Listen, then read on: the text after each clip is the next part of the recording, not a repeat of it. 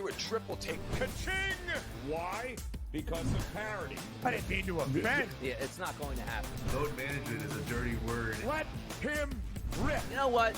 Circumstances provide the results. What? How do you do this once? Oh, Donnie, you got such a good show there. A network that is booming.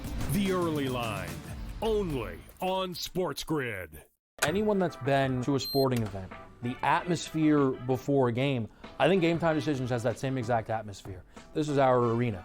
This is what we do. There is going to be an energy to Game Time Decisions that you will feel night in and night out. The excitement you get when you lock your bets in, when you're figuring out what you want to do, we can zone in on the biggest games each night. I want this to be the place that people come to before the games start so they feel as ready as possible to lock in their cards. We are going to hit every single one of those markets that you need to know about. We're gonna go through every single thing, and I've got a great team behind me that's gonna help me get the job done. There is not gonna be a better place, I promise you, than Game Time Decisions to get that new information, react to it, and be able to then bet accordingly. We will have everything at our disposal, and we will use that to our advantage. I'm Kevin Walsh. Tune into Game Time Decisions from 6 to 8 p.m. Eastern on SportsGrid.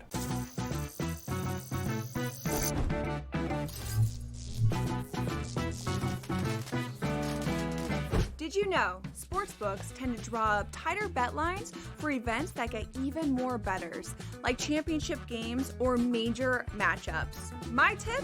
Try betting on less popular sports. You might have a better shot at beating those odds. Now, go get lucky. See you in Las Pages. Let's get lucky.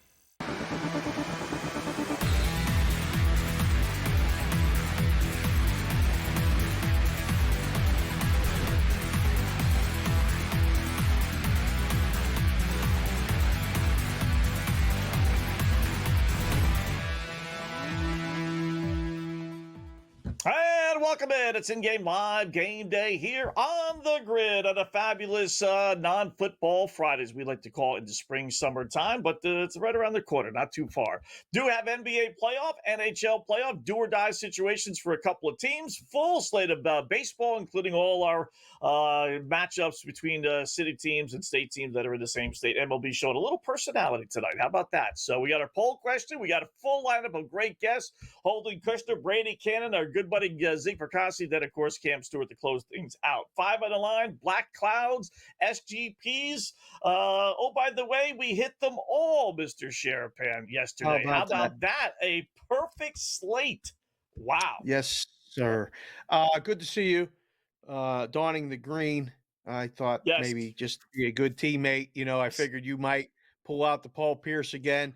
Got it done the other night in Game 5. On the road in Game 6. A little different story. Dogs tonight. Couple points. 2.5 is about the line. Big game. Madison Square Garden. There's nowhere bigger to watch a basketball game. We'll have that. Florida, Toronto. Game 6 in Florida. Hockey hotbed that it may not be, but it is. Defending Stanley Cup champion. We'll see. I was going to wear the Toronto stuff. It didn't work last time. I didn't think it's going to work tonight. So we'll do that. Stack lineup tonight. Rivalry weekend in baseball. I didn't want to wear anything New York. I was going to wear the New York Mets stuff, for our guy Vincenzo. But maybe it would be misconstrued as Knicks stuff. So trying to stay neutral. Good teammate. Green works for me. Green works for you. Celtics, can they extend this series? We'll find out here. The game's getting ready to tip. We'll be here with you the whole time. This is going to be fun. All right, we'll break them both down, but give me your assessment. Who's got the better chance of advancing or winning, I should say? Boston Celtics or Toronto Maple Leafs? I don't think the Maple Leafs have a chance in hell of advancing. I don't think they win tonight. Nobody does. I think the Celtics are 2.5-point dogs. I mean, obviously, I think the Celtics can. You don't think the Celtics can? You've been saying it all week. That's your story. You're sticking to it. I think they have a much better chance than Toronto. Listen, I would love to see Toronto somehow find a way to win in Florida today. They played better on the road, but that was a disaster, the home game last game. We were on the air. They scored a goal with less than 2 minutes left to break the shutout loss 6-1, 2-0 the game before that. I think everything's just working for Florida. So that would be the one. But, I mean, everything's been working on 5 on the line. Like you said last night, sweep the board, all green check marks. Very good night. Tonight, load it up again. It's ready to go. I mean, you got to give the people what they want, Scott. Give them what they like. Give them the winners. I don't know if we're going 5-0 again, but we got to have something good. All right, here we go. Time for our 5 best trends for the games that have yet to begin for this fabulous Friday. 5 on the line.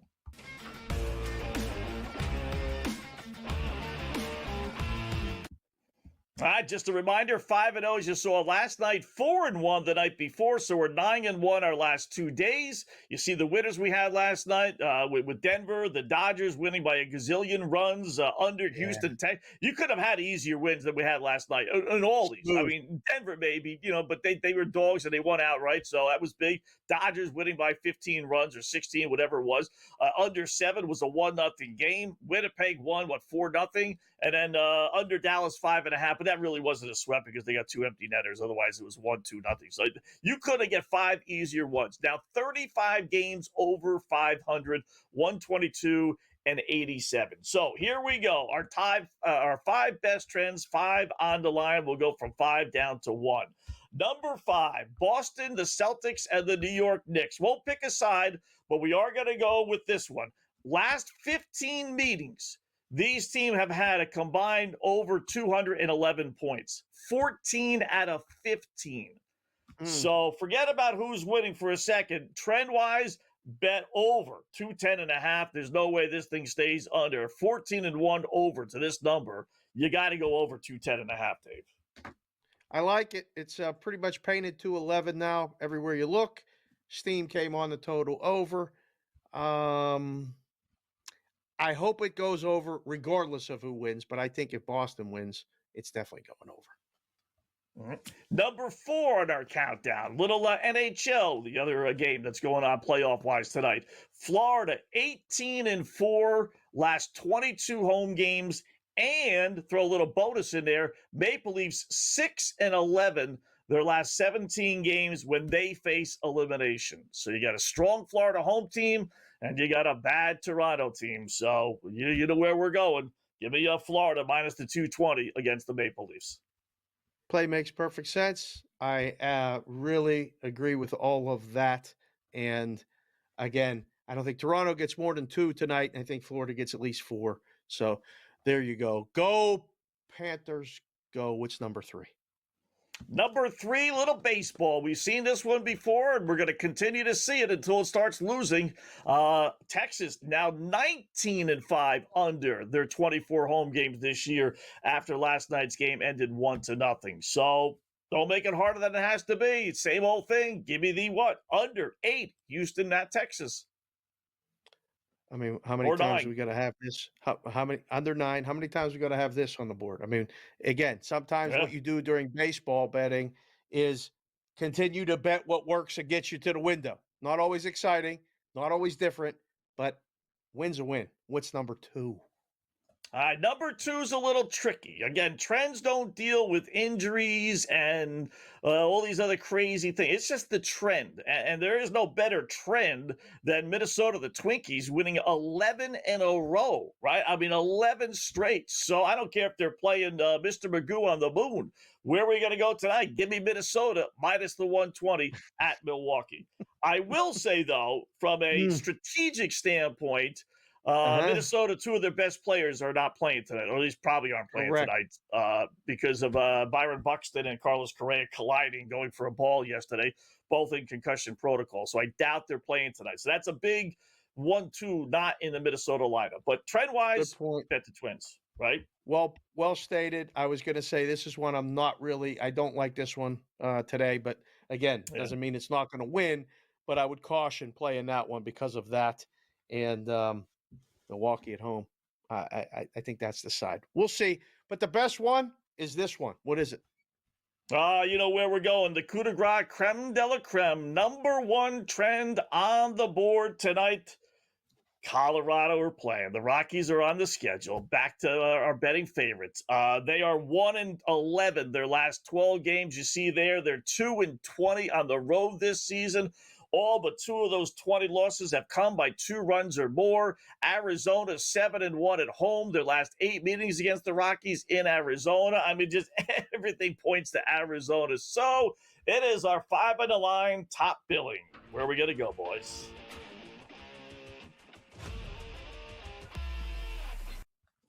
Arizona minus 1.5. Laying $1.85 still, but we're going to do it versus Colorado.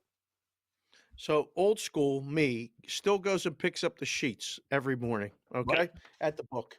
This morning I saw something I never saw before. I don't know if you can see it. It says Colorado and Arizona, and there's the line. It says any pitcher.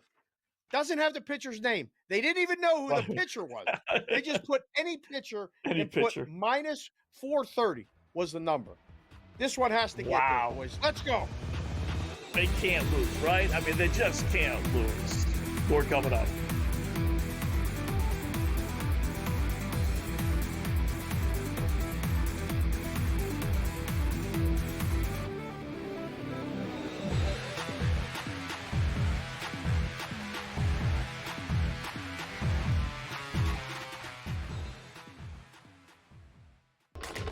Enter into the magical world of McLuck.com, where even the smallest of spins can win real cash prizes. Adventure into over 1,000 of the best Vegas-style slot games. So what are you waiting for? Unlock your free welcome offer today. Join the fun where winners play and players win. Two guys that can do it all. Too much electricity this morning. This is a good time. We're having a lot of fun. I had to do a triple take. Ka-ching! Why? Because of parity. I didn't mean to offend. Yeah, it's not going to happen. Load management is a dirty word. Let him rip. You know what? Circumstances provide the results. What? How do you do this one? Oh, Donnie, you've got such a good show there. A network that is booming. The Early Line, only on SportsGrid. Anyone that's been to a sporting event, the atmosphere before a game, I think Game Time Decisions has that same exact atmosphere. This is our arena. This is what we do. There is going to be an energy to Game Time Decisions that you will feel night in and night out. The excitement you get when you lock your bets in, when you're figuring out what you want to do, we can zone in on the biggest games each night. I want this to be the place that people come to before the games start so they feel as ready as possible to lock in their cards. We are going to hit every single one of those markets that you need to know about. We're going to go through every single thing, and I've got a great team behind me that's going to help me get the job done. There is not going to be a better place, I promise you, than Game Time Decisions to get that new information, react to it, and be able to then bet accordingly. We will have everything at our disposal, and we will use that to our advantage. I'm Kevin Walsh. Tune into Game Time Decisions from 6 to 8 p.m. Eastern on SportsGrid.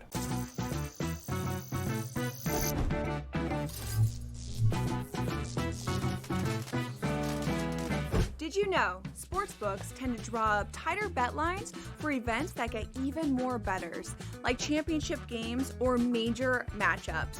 My tip, try betting on less popular sports. You might have a better shot at beating those odds. Now, go get lucky. See you in Las Vegas. Let's get lucky.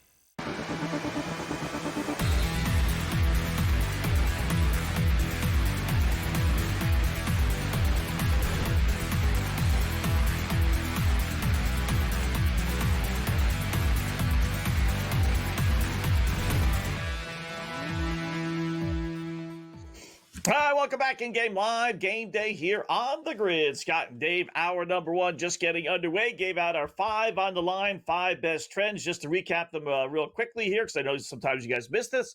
Boston and New York, last 15 meetings, they've had at least 212 points. So go over 210.5, 211, even if it goes up to 211.5. Florida, 18-4. The Panthers at home. Florida minus the 220 versus Toronto on the ice. Texas 19-5 under. They're 24 home games this year, so go under. Houston, Texas. Twinkies have won 11 in a row. They're missing some players, but still, Trent says take Minnesota minus the 120. And then, our favorite whipping boy, the Rockies. 2-20 on the road this season. 1-12 or 1-11 last 12 overall. So Arizona laying the run and a half minus 185 as they will no doubt beat the Colorado Rockies, who I still don't know if they announced who the starting pitcher is going to be, Dave. I'll tell you, and here's a real quick story too. That site I check, the offshore site, I check for lines and kind of compare and stuff. They took the game down. They don't have it. They didn't have it today. It's one of those situations. I don't advocate doing that, but when you're not sure, and sometimes the software has limitations, if you cannot put a pitcher in there, you can't really put a line in there. So if they didn't know who the pitcher was, then they were like, you know what? Don't put a line up until we know who the pitcher is. It's immaterial that someone named Palmquist is pitching today. Right. That's his name. I will tell you. Let's see if I know anything about him. Let's see. No. His first Lefty name from Fort is Myers. Carson Palmquist. Yeah. Correct. Major League He's debut. left-handed. Yep. 6'3", 185. Went to school at the University of Miami. That's all I know. I don't have any other stats right now. So good luck if you want to take a shot with him. The books are more than welcome to, take your bets and go from there. So I don't know. I saw, though, one thing I did know is that you did run a poll today with the social media. And this is based on what? Your experiences or people's experiences? People's experiences on the golf course. Okay. Me in particular, I suppose.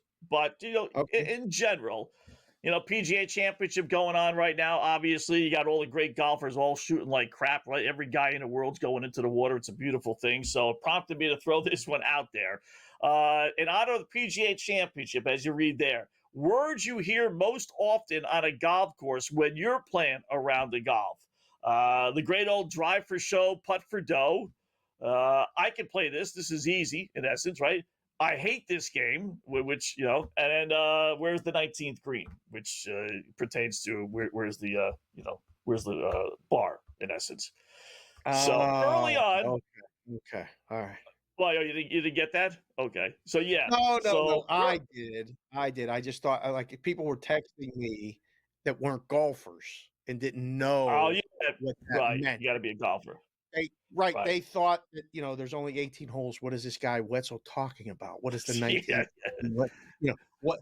Right. Yeah. It's like, what are you talking about? So, yes, that's for the people that don't know. That's the place to go and talk about how great you are and how many shots you made and all the different things like that. Yes, and lament the fact that you're either really good or really bad. But it's always fun to go and talk about that. I mean, are you a big hot dog guy at the golf course? No. And you know what? I don't like drinking beer either. It just drives me out. Yeah, it dehydrates me. Now, I'm usually playing in the middle of the afternoon when it's 1,000 degrees. But, I don't – water for me. Or maybe a Dr. Pepper. But generally speaking, water, iced tea, something like that. So I hate this game, by the way, is leading with the early. We just posted it 66 votes. 60% of the vote. I hate this game, that's the one I would be voting for, right? That's that I tried to put. You only have so many characters you can put on the Twitter question, but something like I hate this game or I paid for this. Really, that would be another one, right? That we always say is you're throwing your golf club into the water. So anyway, go to SportsGrid at SportsGrid TV. Not the Sports BK Consent. Go ahead, sorry. Yeah, I voted the drive for show, putt for dough. I learned very early on. It didn't matter how far you hit the ball off the tee. If you couldn't make putts, it didn't. You never were going to get better. So, kind of worked my game backwards. Said I'm going to 100% be a good putter, and then I'm going to be a good around the green and chipper, and we'll figure the rest out. So. I had that figured out, and I had to learn how to hit the ball straight off the tee, and then we kind of worked from there and everything in between. So That's good. That's a good poll. We'll have Brady Cannon on later to assess the whole PGA. I don't know. Look at the leaderboard, and I mean, we'll talk to Cam too. Man, hopefully they have guys that are live going into the weekend. But it is I don't know who these people are. When you look at the leaderboard, Cam's got a there's couple lot guys. Okay, good. Cam's, good. You know who he has? He's got Max Homa, 170-1 that he gave us the other day. Oh, Like I put in each one just so we could kind of make reference to it for just a couple shekels, just to know. Yeah, he's right now they're offering me 6-1, little over 6-1 on the bet with Max Homa. Okay. So he's on the leaderboard at 170-1. They don't want any part of that ticket, right? God forbid. So he's got him. That's his main one. Out of the 6 that we got that I put in, that was the main one. But they're all looking like they're going to make the cut because I'm getting cash outs offers on all of them. And normally if they're not going to make the cut, they don't obviously give it to you. So the cut is today. So they made that's the true. cut. That's true. Yeah, they made the cut. Yeah, right. So they're playing on the weekend. That's good. That's all. A lot of times you just get to the weekend and then take your chances. So that's good. We'll see. Yeah. Celtics lead the Knicks 5-4. You excited for this basketball game or no? Nervous, but I don't have any expectations. I really don't. I would be betting Knicks. I would be betting also all unders on all the Peyton Pritchards and Luke Cornett's and all those other stiff that shouldn't see the light of day in a real basketball game. They're not duplicating what they did. I can't believe, people really think the Celtics have a chance today. It's amazing. They don't have their best player, and they don't have Porzingis. They don't got a shot. Knicks by 20.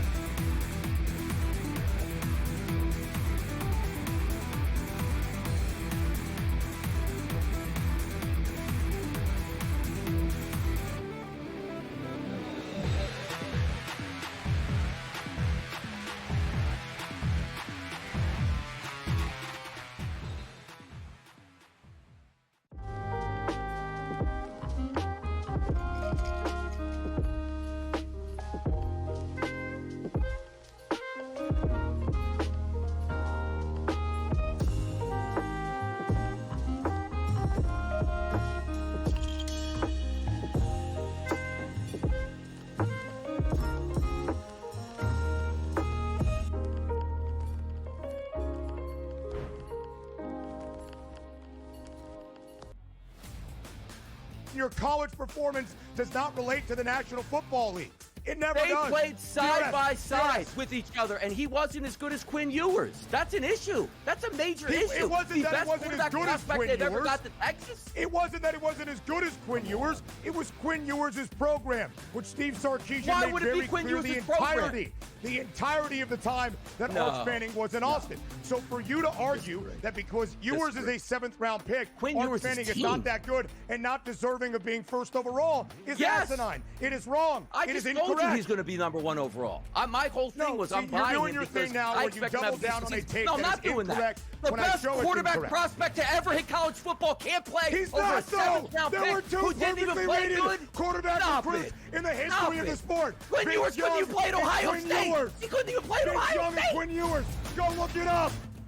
The Early Line, only on SportsGrid. We're going to go through every single thing, and I've got a great team behind me that's going to help me get the job done. I want this to be the place that people come to. There is going to be an energy to game time decisions that you will feel night in and night out. We are going to hit every single one of those markets that you need to know about. We will have everything at our disposal, and we will use that to our advantage. There is not going to be a better place, I promise you, than Game Time Decisions. I'm Kevin Walsh. Tune in to Game Time Decisions weekdays on SportsGrid.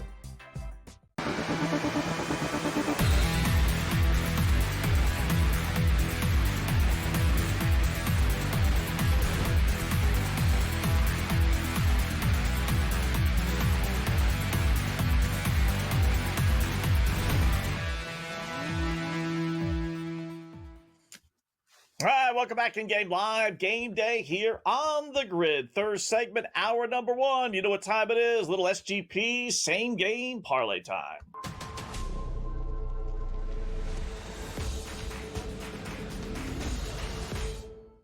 Ah, yes, we hit our SGP last night, paying a nice 859, 829 actually. So a little bit over 8-1, depending on when you put it in. So cha-ching, cha-ching. We had the 3 hits in the first inning. We had about 1,000 of them in the first inning, as a matter of fact. Over a hit, it was all nice. It just all be that easy, right? 19-3 or 19-2, whatever it was. So playing with house money, Dave, since we got a nice little 8-1 winner in our back pocket. So where are we going to go? Let's kind of capitalize on the Rockies being, well, the Rockies. Let's take Arizona. I will put them in parlay on a -405. I won't fool around with the -1.5. There's not going to be a big payout, as you see there. It's hard to turn a -4, to 1 favorite into a whopping, money line play. So let's go Arizona. We're going to take Corbin Carroll. He's their leadoff hitter to get a hit. The chances of this guy, not getting a hit in 5 at-bats, that's happening. Carroll to score a run, same thing. If he's the leadoff hitter, he's getting on base a couple of times. Pretty sure he's going to score a run, -330. Josh Naylor, 1 hit. He's actually their leading hitter. Has been on fire as well. He's got about a dozen hits already this month, so play him -370. And Geraldo Perdomo to get an RBI. Actually, he's tied for the league, for the team high with 31, and they're giving us +160 for him, which is crazy. I mean, he leads the team in RBIs, and you're going to give me +160 in a game against the Rockies? Really?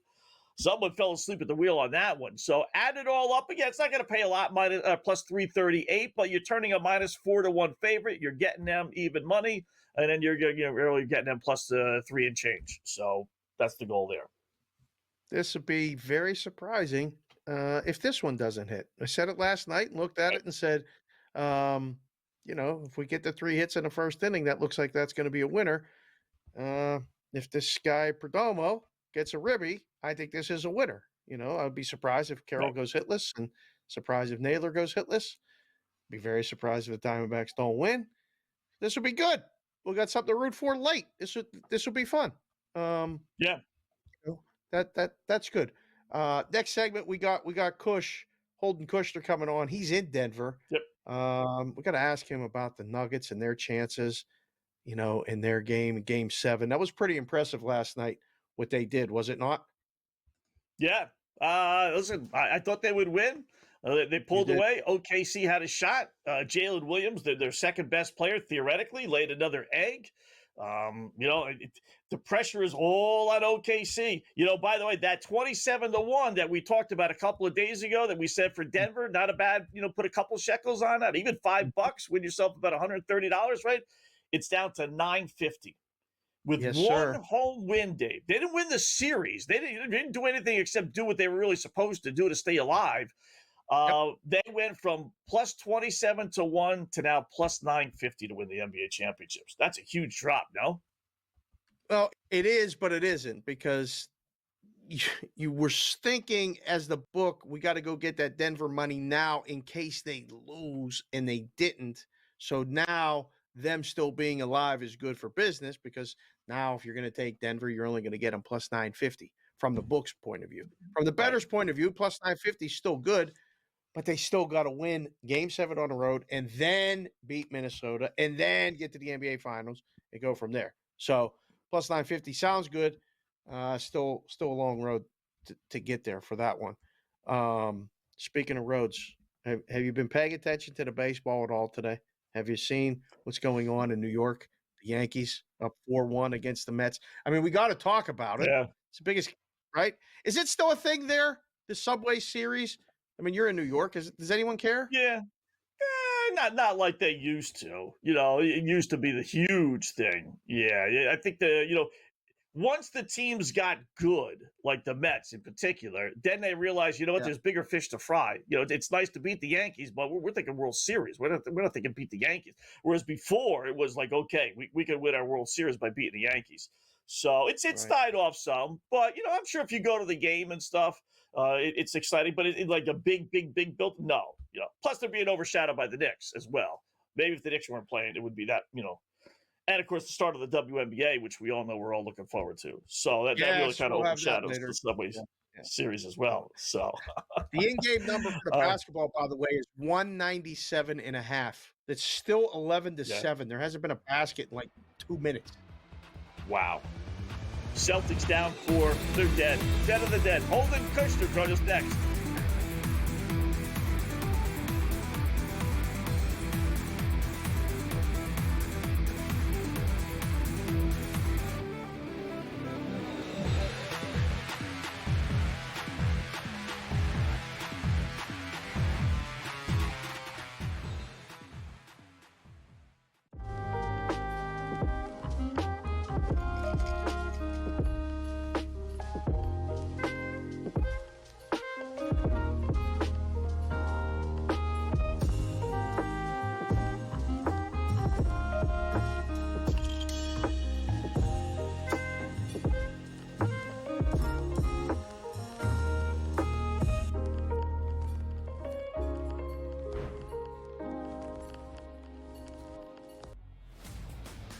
Your college performance does not relate to the National Football League.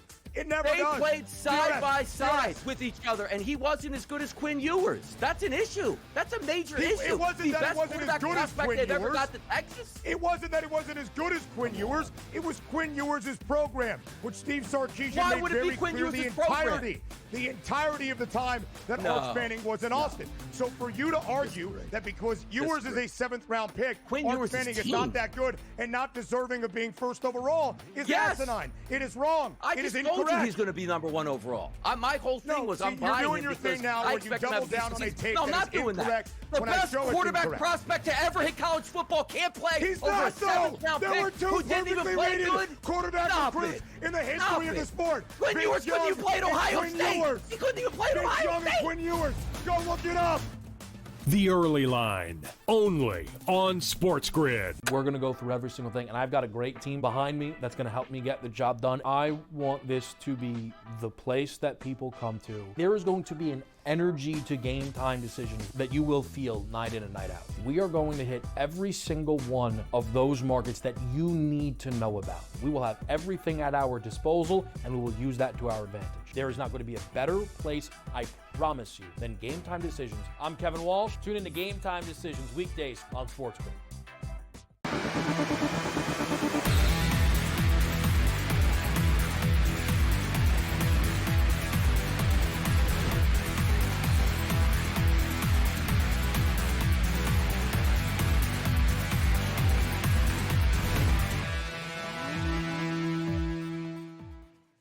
All right, welcome back in Game Live. Game Day here on the grid. Scott and Dave, hour number 1, midway through hour number 1. Let's welcome in our first guest, former SportsGrid radio and TV host here on the grid. Used to see him all the time. Our good buddy Holden Kushner, owner of, check out his website, nukethehouse.com. Interesting little website name, nukethehouse.com. What's going on, Holden? Long time no speak. How you been, man? Do you get it, Wetzel? Do you understand what that means? No, tell us, please. No, tell us. Yes, explain. Come on, the house is the book, and you want to blow them up. Yes. Oh, okay. Well, Yeah, if I you kind of guys figured, but I aren't- thought if there you was. guys can't take it, then you're either too old or I'm in a lot of trouble with the name. Nah, I thought there was even something more to that. That was just, yeah, we understood. I just thought there was a little more to that. So No, yes. there's nothing. There's nothing exciting about it besides for winning. So There you go. There you go. What, I love it. What winners are you on tonight? Go ahead. Yeah, Dave. well, I'm on a, let's start. I'm on Let's start something- with the Knicks and the Celtics, please. Okay. Can we talk about that first? Oh, Sharapan's just taking over here. He's like, Wetzel, we're not talking what you want tonight. We're step talking. aside. No, we're not doing that. All I'm on is Mitch rebounds. I knew I was going to watch much of the game tonight. And you know what? Growing up a Knicks fan, they just hurt me too bad, and I had to turn my card in, so I really don't have an NBA team. And you know when you're a bettor. Look at this beautiful background, by the way. I'm sitting in my living room. I got a flower over my shoulder. I got and this is beautiful. Anyways, the Knicks should win this game, though. If they don't win this game, they're probably going to lose in Boston. I mean, you've got to win this game if you're New York without what? Tatum's probably a top 5-6 player in the league. Porzingis is a disaster right now. Their bench guys went off at home. Is that going to happen again? I don't think so. Although you guys could look at the box score, tell me I'm wrong. But I like the Knicks tonight. Didn't bet them. I like Mitch rebounds over, and we'll wait for him to get in the game. I would think if the game started 15 minutes ago, he's probably not in the game yet. Right. No, actually, you know what? It was a late start. Well, about 15 minutes ago. Yeah, they said 8 o'clock, but it was really, just a late start. So 16-16. I will say, I don't think the Celtics have a chance, but if they did, it would be a low-scoring game. Like, you said it, I don't think those reserves on the road are going to put forth the effort they put forth. Not the effort, but the performance they put forth in Game 5. So they need to win a 90-85 type of game, and it is playing into that 16-all late first quarter. Okay, very good. What do you want, Sharapan? Well, listen, no, Duke the House. I mean, you guys do a good job, you and Keg, and I mean, in-game betting has been a big growth area of the industry. You guys specialize in it. That's exactly what I did in a book for years. When you're watching a game like this without Jason Tatum, and a lot of guys that aren't playing like a lot of minutes, but when they play minutes, it can be big. I mean, like finding different props is huge. But what are you looking at? Like if you weren't going out on this big date tonight and this big dinner plans and all this other stuff, if you're watching this game, what are you looking at? Because right now, I'm telling you, I'm looking at a lot of inefficiency on offense. The game is going under, and it's going to continue to go under. I'm going to try to find the bottom. But what are you looking at, Kush? Well, first of all, do I have the Masaka or do I have the veggie platter tonight? That's the number one question. The second question that I need to talk about is that. So, like, if I was actually digging into this game tonight, since we think the Knicks are going to win, I mean, it's the old, live betting's not that old, but wait till you get plus money on the money line. If I get plus money on the money line, then I'm going to go fire because I really think the Knicks are going to win this game.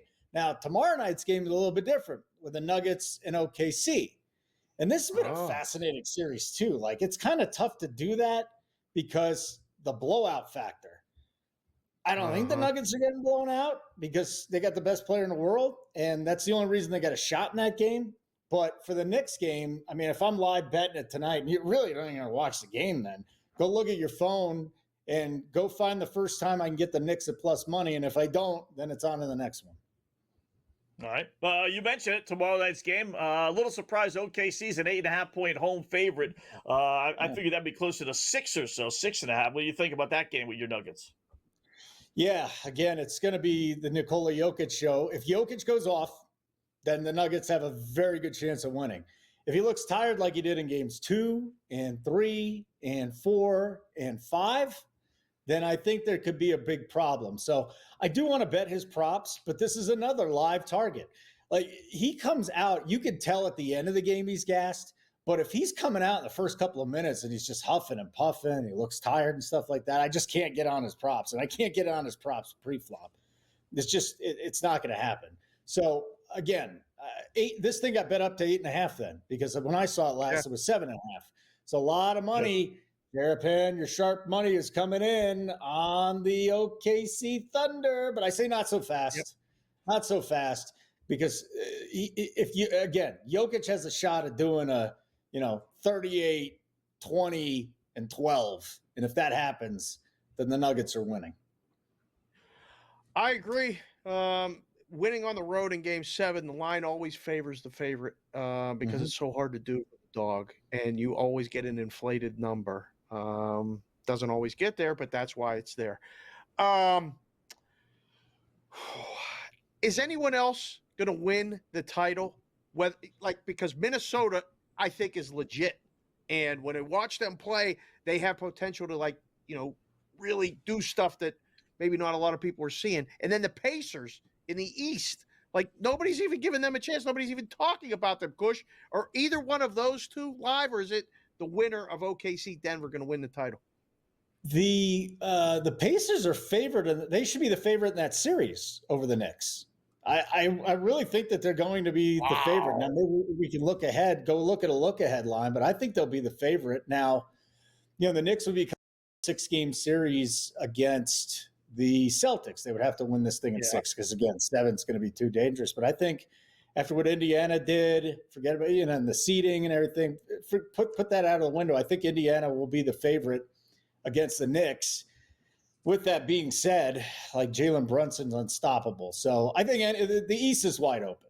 The East right now, all 3 teams are still in the mix. So the West is the question. Last year, the Nuggets played the Timberwolves, and it just was not a good matchup for them. They really didn't go out and try and rebuild to beat the Timberwolves. The Ant-Man, you want to see the Ant-Man starting to score, though, consistently. He hadn't been doing that to this point. But, I would think Minnesota could take that series. Now, against OKC, that's going to be a hell of a battle, too. We like that. The issue I have with OKC right now, even in the next round, would be Williams is just struggling so bad. Like, can he break out of this thing like tonight? If he breaks out of it tonight, that's big. But he's such an important part of that offense, really defensively, but he's such an important part of that offense. I don't know how they could beat Minnesota without him producing, for the majority of the games in that series. So I think every team is alive. All the teams are alive that are still playing right now, with the exception of the Celtics. So really, I go back on my words. 4 of the 5 teams are alive. How about a quick little baseball note? Since you're there in Denver, what is the feeling and reaction for the Rockies these days, Holden? You should have told me we were going to talk about it. I would have gotten my paper bag, put it over my head. I mean, seriously, guys, this is the worst. I thought the White Sox were the worst team we've ever seen. This team's worse. They don't have the cutoff man. They don't know what the hell they're doing defensively. They're not managed well. All of their prospects have come up and completely flamed out. Their pitchers, when they should have traded Marquez and Senzatella 2-3 years ago, these guys are getting shelled. Freeland's getting shelled. 3 of the 5 starting pitchers are going to have 10 ERAs by the end of the year. This is a historically bad team, man. Thank God they got the world's largest singles bar out there in downtown Denver, so people still show up 35,000 a night. Because this thing is, man, it's tough. It is a rough scheme. Holden Kushner, check out his website, nukethehouse.com. Go get some winners from Holden. Thanks, Holden. Both of you.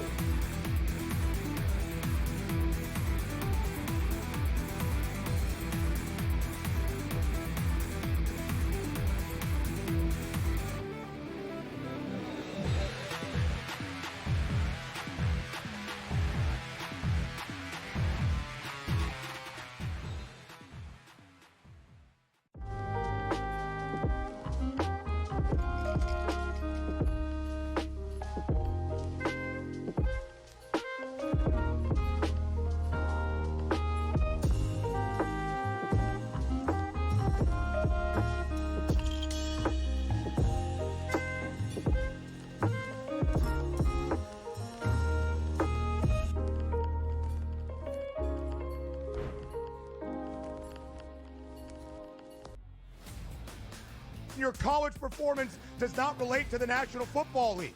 It never does. They played side by side with each other, and he wasn't as good as Quinn Ewers. That's an issue. That's a major issue. It wasn't that it wasn't as good as Quinn Ewers. Ever got to Texas. It wasn't that it wasn't as good as Quinn Ewers. It was Quinn Ewers' program, which Steve Sarkisian made very clear the entirety of the time that Arch Manning was in Austin. So for you to argue that because Ewers is a 7th-round pick, Arch Manning is not that good and not deserving of being first overall is asinine. It is wrong. It is incorrect. He's going to be number 1 overall. My whole thing was I'm buying you're doing your thing now where you double down on a take that is incorrect. The best quarterback prospect to ever hit college football can't play. He's over not a 7th-round There were pick 2 who didn't even perfectly play rated good. quarterback recruits in the history of the sport. Quinn Ewers couldn't even play at Ohio State. He couldn't even play at Ohio State. Quinn Ewers, go look it up.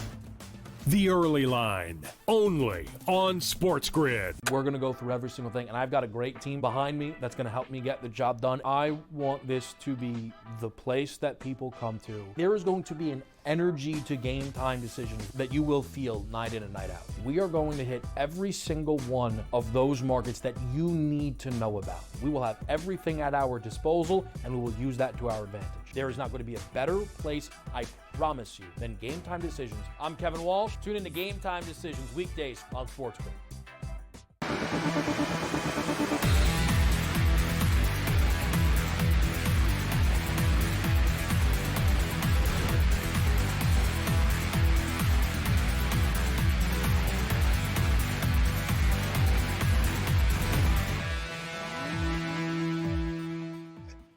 All right, welcome back. It is in-game live game day here on the grid. Thanks again, Holden Kushner, former SportsGrid radio TV host, joining us. NukeTheHouse.com is his website, based out of Denver, Colorado, Dave, which prompts us to start a new segment in honor of the Colorado Rockies. And paying homage to the Rockies' beautiful start this season, worst starts of the season for any team, on pace for the worst record in MLB history. So why not a little "why do the Rockies suck" trivia question? Every night we got to come up with something to highlight this poor, pathetic, biggest waste of human flesh and baseball uniform team west of the Mississippi.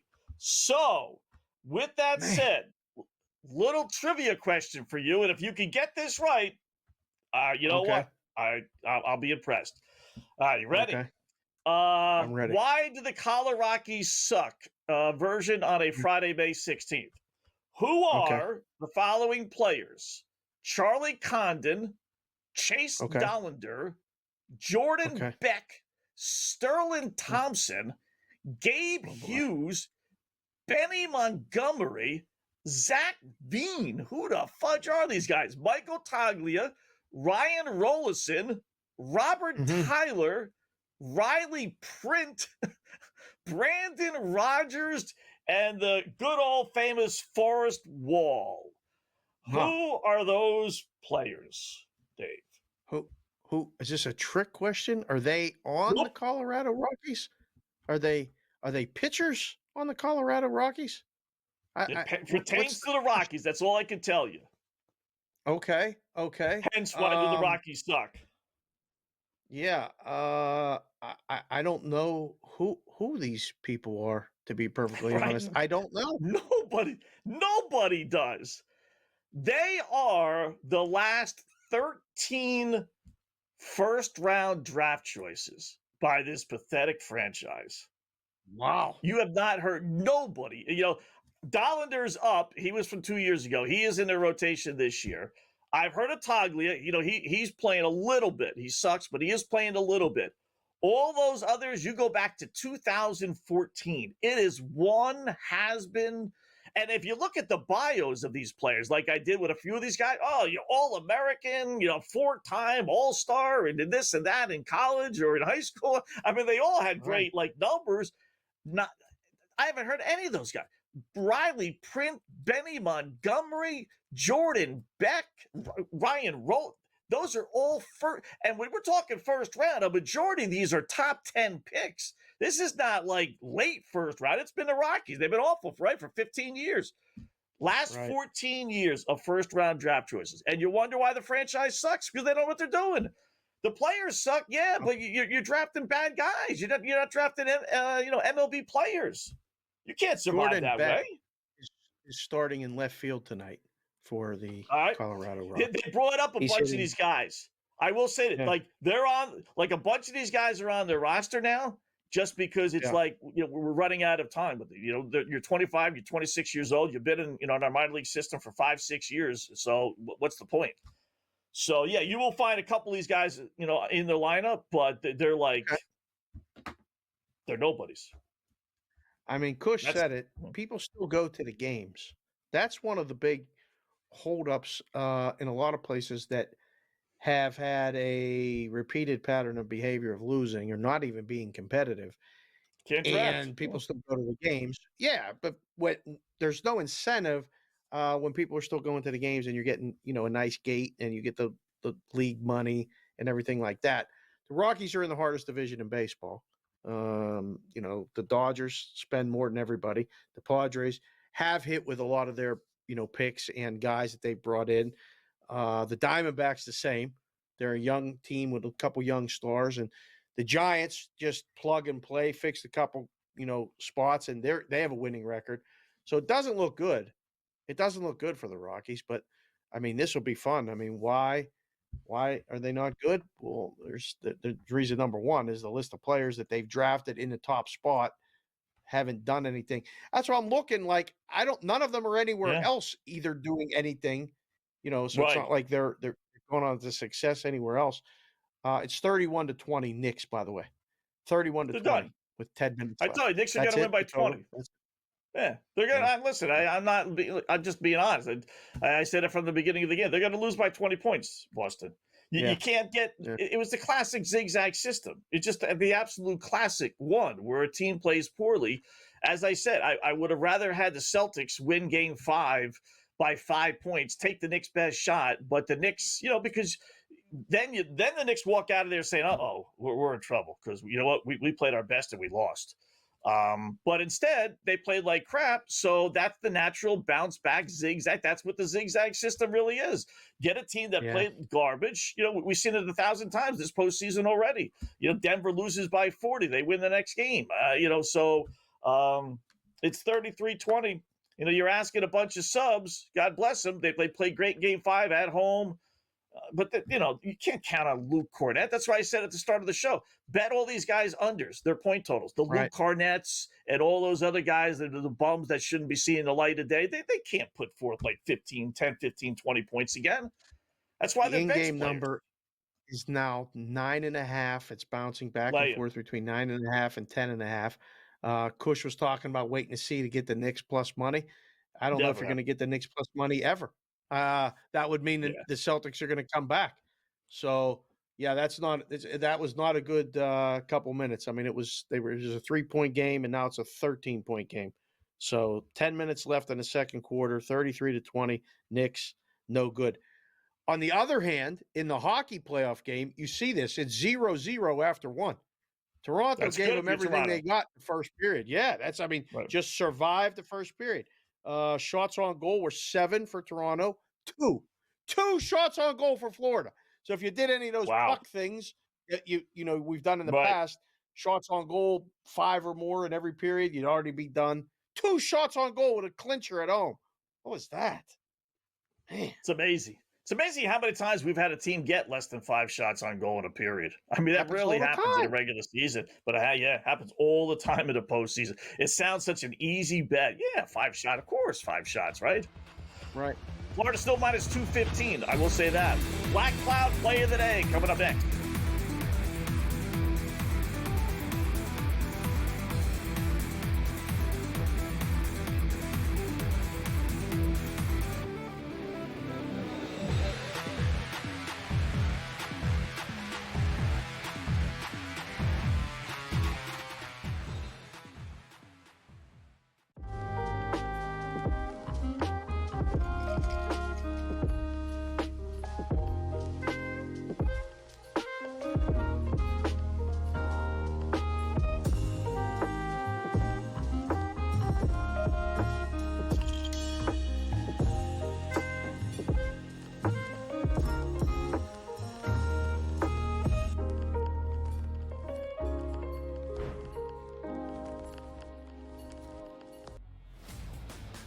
Your college performance does not relate to the National Football League. It never does. They played side by side with each other, and he wasn't as good as Quinn Ewers. That's an issue. That's a major issue. It wasn't that he wasn't as good as Quinn Ewers. Ever got to Texas. It wasn't that he wasn't as good as Quinn Ewers. It was Quinn Ewers' program, which Steve Sarkisian made very clear the entirety of the time that Arch Manning was in Austin. So for you to argue that because Ewers is a 7th-round pick, Arch Manning is not that good and not deserving of being first overall is asinine. It is wrong. It is incorrect. I told you he's going to be number 1 overall. My whole thing was I'm buying you're doing your thing now where you double down on a take no, I'm not doing that. The best quarterback prospect to ever hit college football can't play. He's over not a 7th-round There were 2 perfectly rated quarterbacks in the history of the sport. Quinn Ewers couldn't even play at Ohio State. He couldn't even play at Ohio State. Quinn Ewers. Go look it up. The Early Line, only on SportsGrid. We're going to go through every single thing, and I've got a great team behind me that's going to help me get the job done. I want this to be the place that people come to. There is going to be an energy to game time decisions that you will feel night in and night out. We are going to hit every single one of those markets that you need to know about. We will have everything at our disposal, and we will use that to our advantage. There is not going to be a better place, I promise you, than Game Time Decisions. I'm Kevin Walsh. Tune in to Game Time Decisions weekdays on SportsGrid.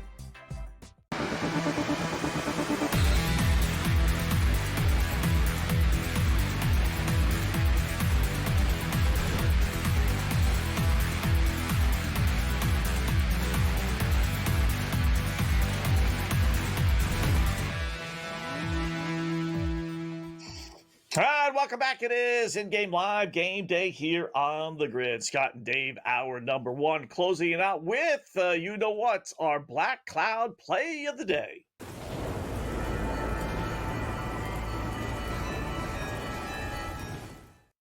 Well, I really wish this Knicks Celtic game would have started an hour later, because the Knicks would have clearly been our Black Cloud play of the day. So you're getting a little bonus. You're getting that.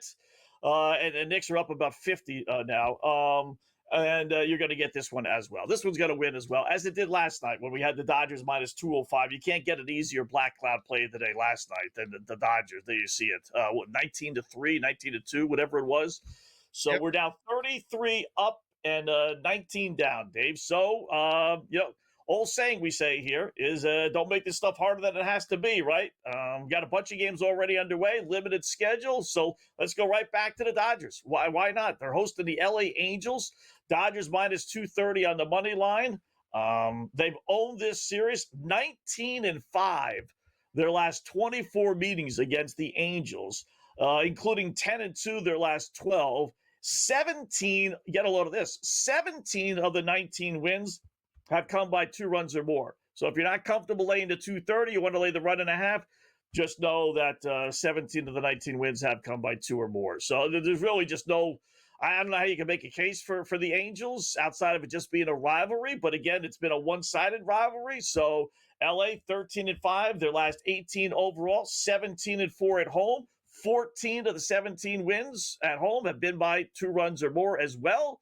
And the Angels have lost 11 of the last 12 road games. I mean, it's just, it's as easy as just put, I don't know what, we got to figure it out. I did it earlier. It paid less than even money, but a Dodgers-Arizona parlay.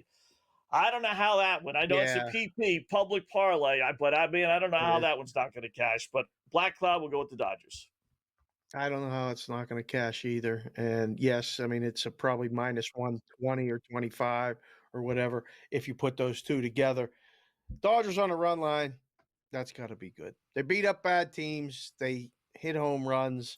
You could probably bet Ohtani to hit a home run, throw that in there as well, something like that. Who knows? His total bases over. Baseball betting is simple. You remember the KISS method? Do you remember that back in the day? Yeah. Keep it simple, stupid. That was it. That's what we'll do here probably all summer, is we're just going to keep it simple. There's a lot of nights you just kind of just ride the wave, sit back, enjoy the show, take the teams that are supposed to win. They don't always do it, but there's certain situations where, like, we'd go into the book. I've told you this. We'd go into work at the book, and I'd go in for like the mid shift and come in the morning after the morning guys already put the lines up, and I'd come in, to actually book the games. The mid shift was where the guys did a lot of the work, and I'd go look at the board and go, geez, guess what? We need against the Rockies again today. We need the Rockies. Great. Oh, we need the White Sox today. Surprise. Did you guys not move the number? And they'd be like, Dave, nobody will bet the other side. It happens. I was going to say, would it ever come a point in time where they don't post they don't post Rocky games? Because this is unprecedented. Like, this is like setting the record by far for the worst record. So it's never, I don't think, maybe it's been approached before with bad teams, but we're talking like super, super bad. Would books ever really pull that down? Yeah. No, I don't think so. Well, you put it up and you take it.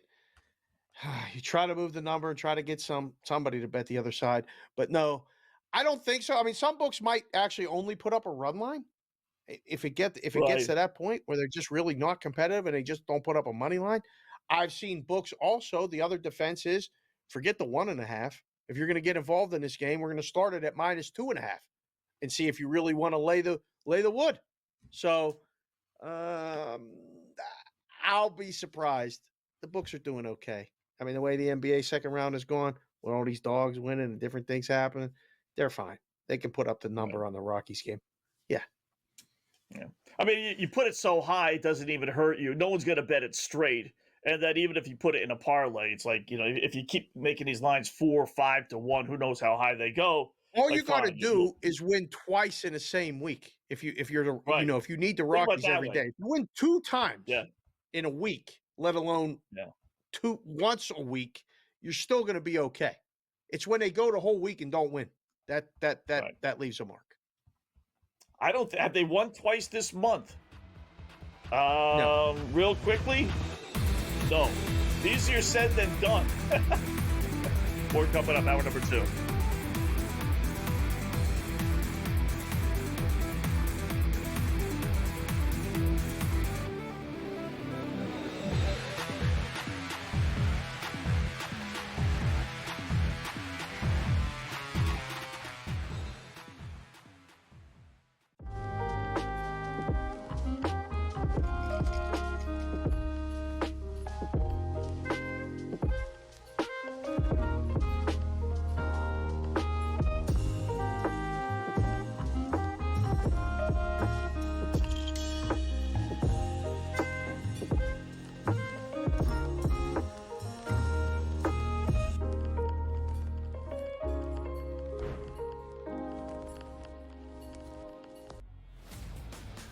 Your college performance does not relate to the National Football League.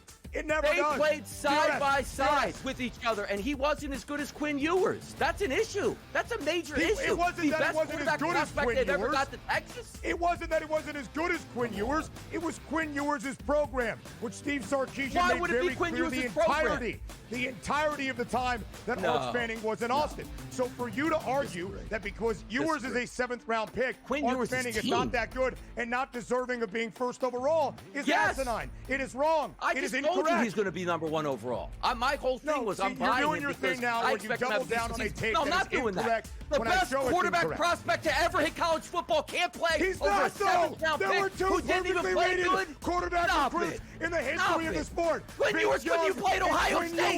He couldn't even play at Ohio State. Quinn Ewers. Go look it up.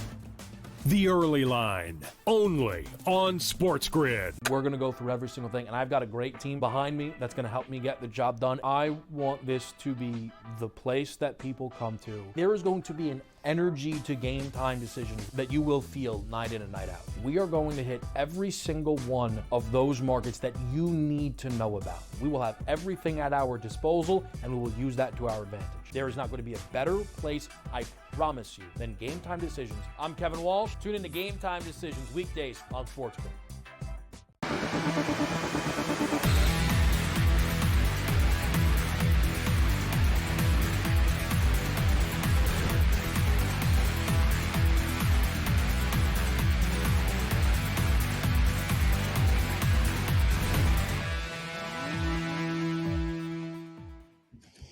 All right, welcome back in Game Live, Game Day here on the Grid. Scott and Dave, hour number 2 of our 2-hour extravaganza. A busy second hour as we have guests galore, great guests. Brady Cannon, 9:14, coming up in about 12 minutes or so. Talk a little PGA as the leaderboard really hasn't changed from yesterday. A who's who of nobodies.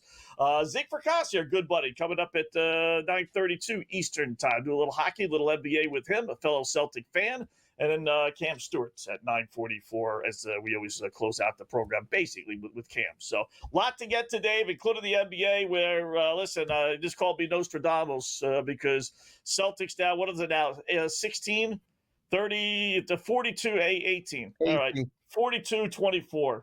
I didn't think they would be trailing by 20 at halftime. I figured they would be losing by 20 when everything is said and done, but 24 stinking points in a quarter and a half for the Celtics. The subs doing nothing. Jaylen Brown proving he's a Batman, or he's a Robin, not a Batman. And same old Kristaps Porzingis. I don't know what the problem is with the guy.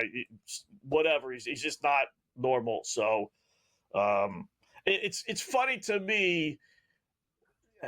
Listen, we're all wrong, when we make opinions, and it's, right. That's just the nature of the beast. But I just don't understand anyone that follows sport. Maybe I follow it a little bit more because I'm a Celtic fan, but to think that the Celtics had a chance to win this game, it wasn't me being a pessimistic Celtic fan or putting a black cloud on them. It's just watching sports my whole life. It was just watching sports. You get a team it's shot. They don't have the 2 of the 3 best players.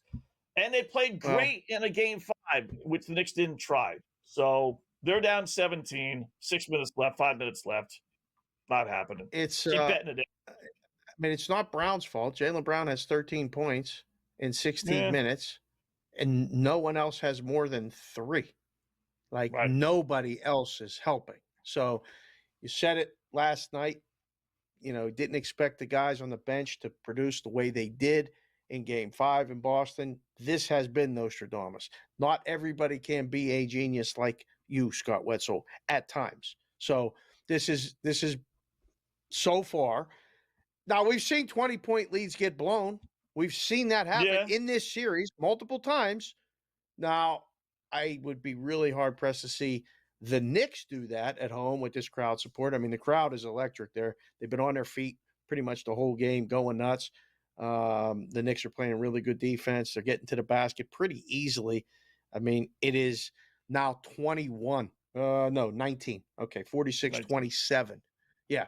So, I don't know. Double-digit lead at halftime. It's 15.5 in game. You can't give me enough on the money line to take the Celtics. I don't think they're going to come back and win.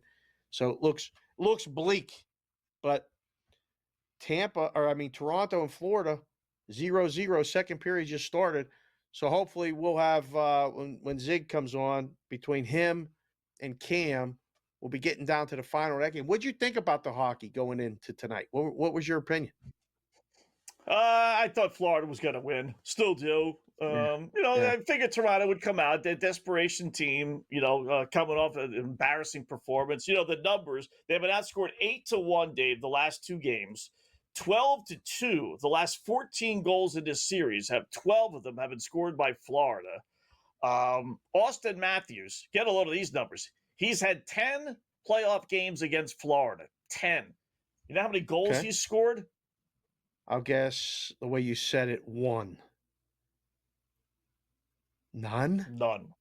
None. Hasn't scored a goal? Oh. He's not scored a goal in 10 playoff games again. 5 stinking assists. I hate to pin it on one guy, especially in hockey where you have 3 lines and everyone can step up. But, if he's your main guy, no goals in 10 games.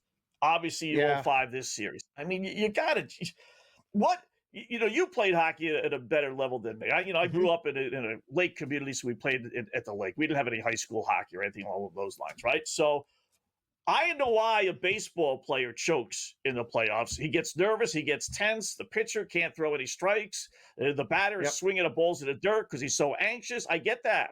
I get basketball. You know what? I'm nervous. I can't hit the broadside of the barn because you're too flustered. Football, football. But what is it about hockey? Like, it's a physical sport. It's all energy. You could overcome, at least I thought, nerves by using your energy to get, for loose pucks and go in the corner. Yeah. And so what's happening to these guys in the postseason that isn't happening in the regular season? A lot of times what will happen is the other team game plans to keep you away from the puck and keep the puck from getting to you. So a lot of times if you don't find open spots or your teammates can't find you, your opportunities to score get less and less. Then when you finally get that opportunity to score, like a baseball hitter in a slump, right? Sometimes you're hitting it hard right at people. And other times, you're just missing and popping it up instead of hitting a ball in the gap. As a shooter, somebody that scores goals, sometimes you hit the post.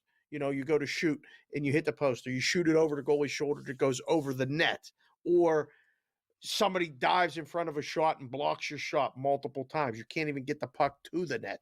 So different things can happen. It's just a shame for, a team like Toronto that relies on Matthews, who scores so many goals during the season, has been an MVP candidate, can't get a breakthrough and get a goal. I know that's frustrating for Toronto fans and Toronto backers that bet them, but it happens. I'm not saying it doesn't.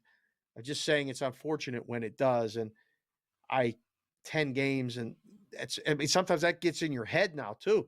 Like, as you go another game, you don't score. You're like, oh man, I can't even. Your confidence wanes. You pass the puck more.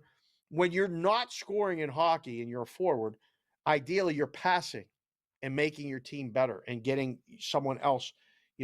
Like when McDavid goes cold for the Oilers, Draisaitl usually is the result of it. He scores more goals. The Oilers keep going. even when their best guy isn't putting the puck in the net. So I don't know. We'll see. I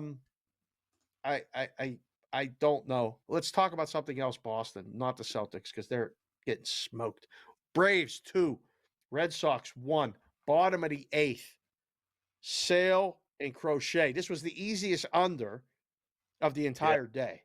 Okay, that was good. The in-game total for that right now is 5.5. I can't believe that. It's 2-1 in the bottom of the 8th. The in-game total is 5.5. That's got to be a play. That's a little weird. Has to be a play. Let me see. Are those two guys still in the game? It's the second time Sales faced the Red Sox, but the first back in Boston. I'm assuming they gave him a standing ovation. I'm assuming. I don't think the Stanky. What do you think the Stankies did with Soto? Probably booed him. I would guess yes. That's the classless Yankee fan. You know that's the the Stanky fan that's classless. Figures. Sale hits his strikeout total. He gets 8 in 7 innings. He's out of the game. Crochet got 8. Listen, there's certain fans that are just classy and others that aren't. That is kind of weird. Now, Boston's got a runner on second base, I will say, with nobody out. All right, with nobody out. All right. Yeah. I'll still go under 5.5 if you can find it. Yeah. Under 5.5 at the book I'm looking at here is -140. So we'll see. Trends are off to a pretty good start. As far as not so much with the 5 on the line, with those too, but all the other baseball trends. We'll run down each game when we come back. Oh, actually, you know what? We got Brady. What do we got? We got Brady Canning coming up next. Do a little golf with them. That will do it after that.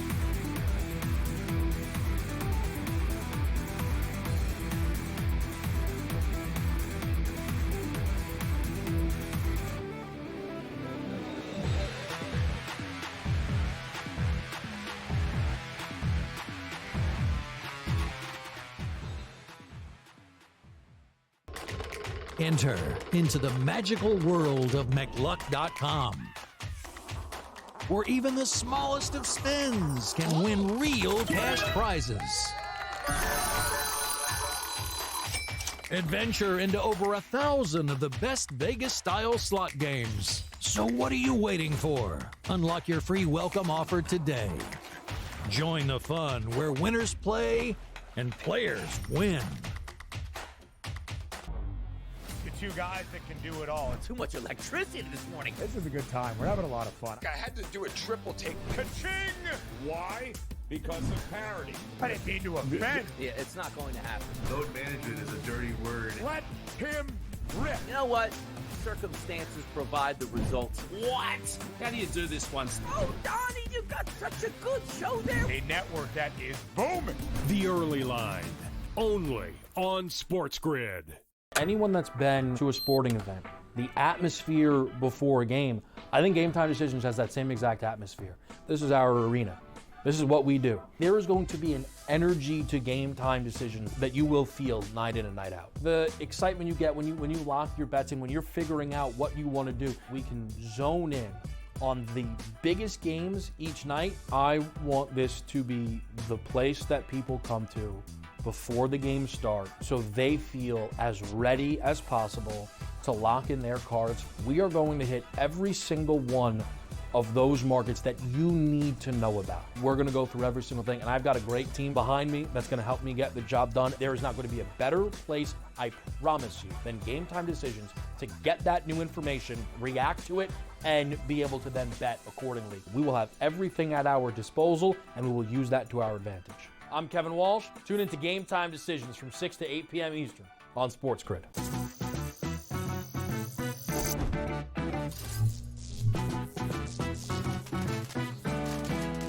Did you know sportsbooks tend to draw up tighter bet lines for events that get even more bettors, like championship games or major matchups? My tip, try betting on less popular sports. You might have a better shot at beating those odds. Now, go get lucky. See you in Las Vegas. Let's get lucky.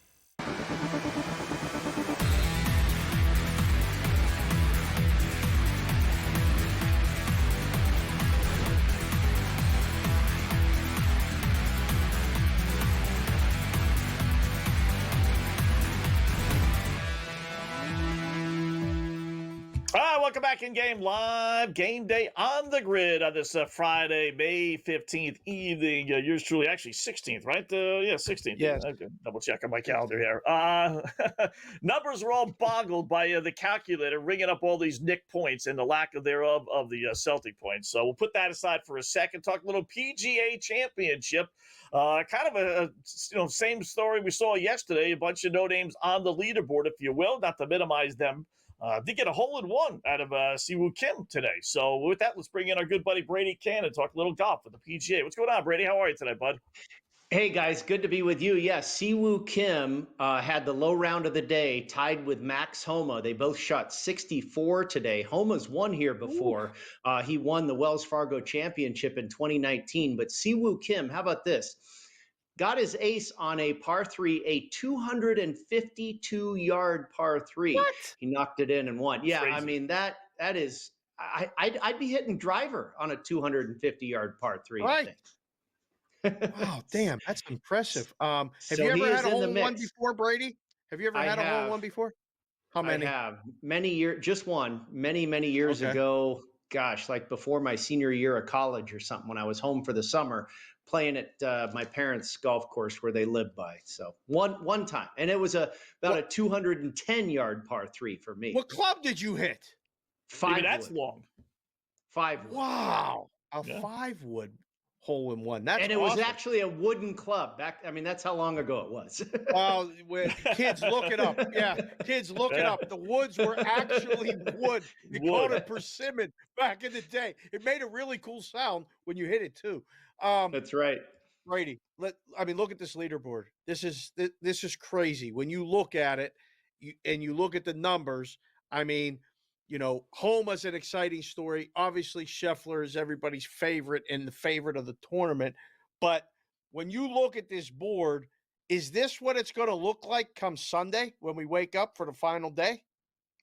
I would say it looks maybe about half of what it'll look like on Sunday. Fitzpatrick is a major championship winner. Siwoo Kim has won the Players' Championship. Matthew Pavone is interesting. I talked about how much connection there is here with Torrey Pines, and Pavone won at Torrey Pines a couple of years ago. But a lot of these guys are going to drop off too. Johnny Vegas has been around on tour for many years, and he's won multiple times, but he's never, ever done this well in a major championship. And it makes sense because he's a great driver of the golf ball. He's never been able to putt, and that's a little bit worrisome here. Right now, he is 20th in this field for strokes gained off the tee, 11th on approach, and 19th with the putter. That's a pretty hot putter he's riding right now, and I don't know if that's going to hold up for Johnny V for 4 days. Scotty's there lurking, and he's not even playing his best right now. Now, I don't think the number's any good on him at all. 2-1. I think it's really difficult to bet on him at that price because he's 21st off the tee. He's 32nd on approach, 72nd with the putter. He just hasn't really found his groove, which could be scary. Still, 3 shots off the lead, but that price, I don't really like it here. I tell you what, guys, you've got DeChambeau, 5 shots off the lead, basically at the exact price he was at pre-tournament, plus 850 on FanDuel. I don't think that's the worst play you could make. I think his best is yet to come. This golf course is only going to get more difficult because the moisture that we had so much of early in the week, it's going to continue to dry out. And I think these guys, you look at these shots they're hitting into these greens, they're all from 200 yards or better. The longer players, when they can hit a lesser club, I think are going to be able to hoist that ball higher up in the air and land them more softly on the greens. These guys that don't hit it as long, that are trying to hit long irons into these greens that are going to be real firm and fast over the weekend, they're going to get shots repelled left and right and off the back of the green. So I do believe eventually over the course of the 4 days, the longer hitters, that advantage will continue to increase for them. And that's why I think Bryson's still pretty live. He's second off the tee, 24th in putting, which is very solid. He hasn't been getting it done around the greens. His little chipping and scrambling, he ranks very low in this field. And that is something he's typically pretty good at. So I would expect that to correct itself. And I think he's going to be in the conversation come Sunday. All right. FanDuel has a tournament special bet, Brady. What do you think of this one? The tournament winner will be in the final group on Sunday, minus 145. You know, the way it's situated now, you got to, you know, basically a 4-shot lead, and then you got the rest of the field. You know, so if you get the top 2 golfers, that could be, you know, 1 or 2, you know, ahead of the field. That's not a bad little bet, no? Or would you stay away? Well, typically the winner comes from the final pairing, but I tell you what, that might be a good bet to play the no and the plus money there. What is it, plus 120 really? Or something like that? They only give you the yes. They only give you the yes. Can't bet the no. Oh gosh. Oh my goodness. That's too bad. Because I'll tell you why. I think, you know, Saturday is moving day, right? And I think the guys that are teeing off early on Saturday, many guys could go really low and make a move, because on Saturday morning, the wind is supposed to be very, very calm. Now, the most wind that we're expecting to see for the entire 4 days is going to come in the early afternoon on Saturday, right around when these leaders are getting their rounds started, you know, kind of in the middle of that front 9 or so, around 1 p.m. local time is when the wind is supposed to kick up there in the Charlotte, North Carolina area into the neighborhood of 15 to 20 miles an hour. So I think it's going to be tough on these guys that are at the top of the leaderboard, where the guys that are really back of the pack and off the pace currently could make a big move heading into Sunday. So that's why, and then Sunday, we're not supposed to get much wind either. It should be a good day for scoring. Other than the firm and fast greens, I think you'll have some opportunity on Sunday. But that's why I say the guys at the top, they might get a lot of company come Sunday morning with what way the weather pattern is working on Saturday. All right. That's good to know. I'll tell you what, it is I will say this, guys. It is a who's who who did not make the cut. Forget about challenging. Oh, yeah. I mean, whether it's right. I mean, Spieth and Matsuyama, Aberg. I mean, big name after big name after big name. Yeah. Yes. Well, what's happened to him lately? Really great job, man. We'll do it again soon. Thanks.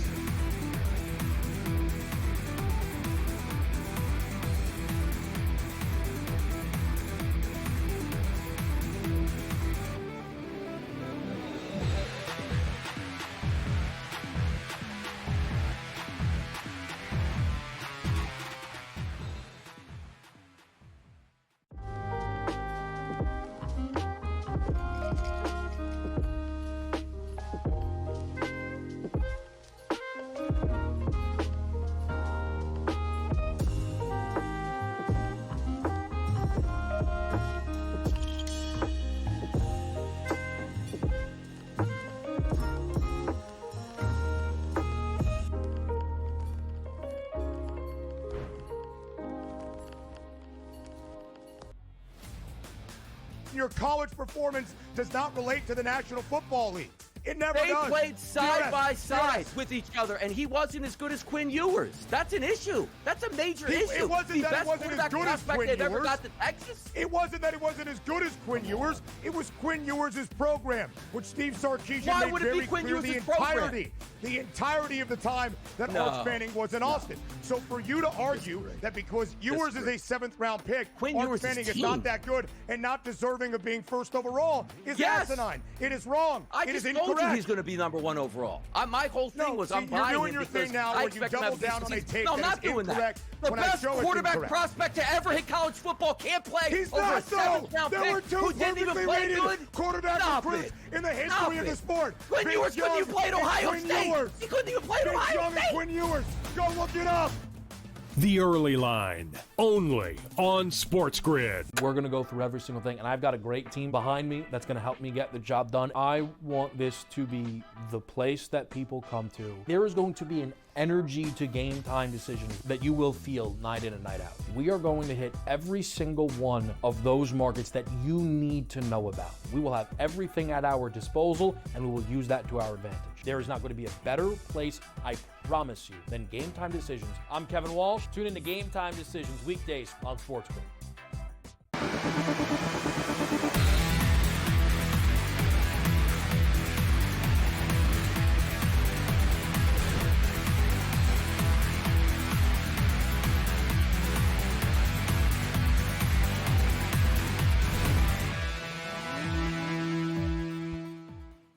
welcome back in Game Live. Game Day here on the Grid. Scott and Dave, hour number 2. Thanks again, Brady Cannon, for joining us to do a little PGA. And as we were talking there, Dave, I will say that, it's just a who's who of who did not make the cut. Now, you got Scheffler there, and he'll bring some fantasy to the table. You got good players, that have won majors and won big tournaments, but, no one's going out of the way to watch the PGA to go see Matthew Fitzpatrick or Siwoo Kim or Jonathan Vegas. It's just Jordan Spieth out. Sepp Straka out, Lowry out, Aberg out, Matsuyama out, Fowler out, Reed out. I mean, it's just one after Mickelson out. Not that much of a surprise, but still Zalatoris, Cameron Smith, Jason Day, Brooks Koepka, as I mentioned. I mean, it's just like, wow. Dustin Johnson, they're all gone, failing to make the cut even. All out. It's one of those situations where he had mentioned a friend of ours, Brady and I share a friend named Jeff Sherman, who's a golf odds maker at Golf Odds on Twitter. He's an awesome follow. I was thinking like him as I was looking at that leaderboard and looking at those names going, all right, what is going to be the winning score?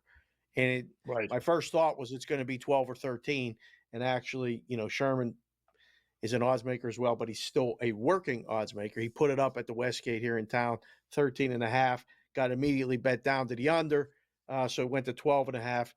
When you look at that board, you don't expect someone to light it up. Like, I don't know who's going to win. I'm looking at it going, maybe somebody goes low on Saturday and puts up a 64 like this Kim guy did. And, I'm not saying somebody gets a hole in one like he did, but that's the way somebody's going low. Otherwise, we're just going to inch along. So we'll see. That'll be fun. It'll be something to look at. The Preakness is Saturday. We'll look at that and talk about that. I don't think we got to worry about talking about the Knicks and the Celtics. That's for sure. I mean, there's the Preakness odds right there. I had a guy on BVB today with Peralt who we talked about the Preakness, and basically we deducted that journalism is going to hit the top 3. So there's going to be no bombs in this Preakness. If journalism doesn't win, he's probably going to finish second, and highly unlikely that he even finishes third with a 9-horse field. Have you heard any buzz? I know you talk to guys too, horse guys, all this other stuff. Any word from anybody about a play in that Preakness? Seems to be a consensus. There are only 2 horses that could win: Journalism and Sandman. Those are the 2. All the others. Okay. Yeah. All the others have major flaws. Basically, it's speed. None of these other horses are come close speed-wise when you look at the bio rating or the speed numbers. They've all won some races and this and that, showed some promise, but ultimately they're all, I did, and I'm going to do anyway. I haven't done it yet, but Journalism and Sandman on top, and then I'm going to use goal-orientated just because it's Baffert, and he's won this race 8 times, so you got to include him, right? And Clever Again on the bottom. So I'll put the Sandman and Journalism on top, and then I'll put the other 2 horses finishing second, third, and go for a little trifecta box. But those are the 3. The other ones, I got. What'd you get? I got 2 Journalism. So, like when you go to the window, you say 2 with 1, 6, 7, 8 with 1, 6, 7, 8. So 2 to win and 1, 6, 7, 8, 1, 6, 7, 8 to finish second and third. And then I would actually put the 2 in the second spot, go 1, 6, 7, 8 with 2 with 1, 6, 7, 8, and hope that's the one that wins because that will pay more. But that's the only way to get paid in the trifecta is you got to use, but those other horses are the ones. It's the 1, 6, 7, 8. So just keep that in mind. Those are the horses. Still no score in the hockey game, by the way. Okay, go ahead. It'll pay trash. It'll pay trash. If Journalism wins, it'll pay trash because there's no $50 of the bombers in there. If you're lucky on a dollar try. So I don't know. It's good we got Zig coming up next because we'll be talking hockey. We don't have to worry about the basketball. You were absolutely right. The Celtics just totally done. I mean, they're getting smoked. The hockey's good, though. 0-0. 1 shot on goal for the Maple Leafs in the second period. 1. Total shots on goal is 13-9. Florida leads them. And it's 0-0. 6 minutes to go. I still think Florida's going to win, but, man, I'm impressed with Toronto's effort tonight. Yeah.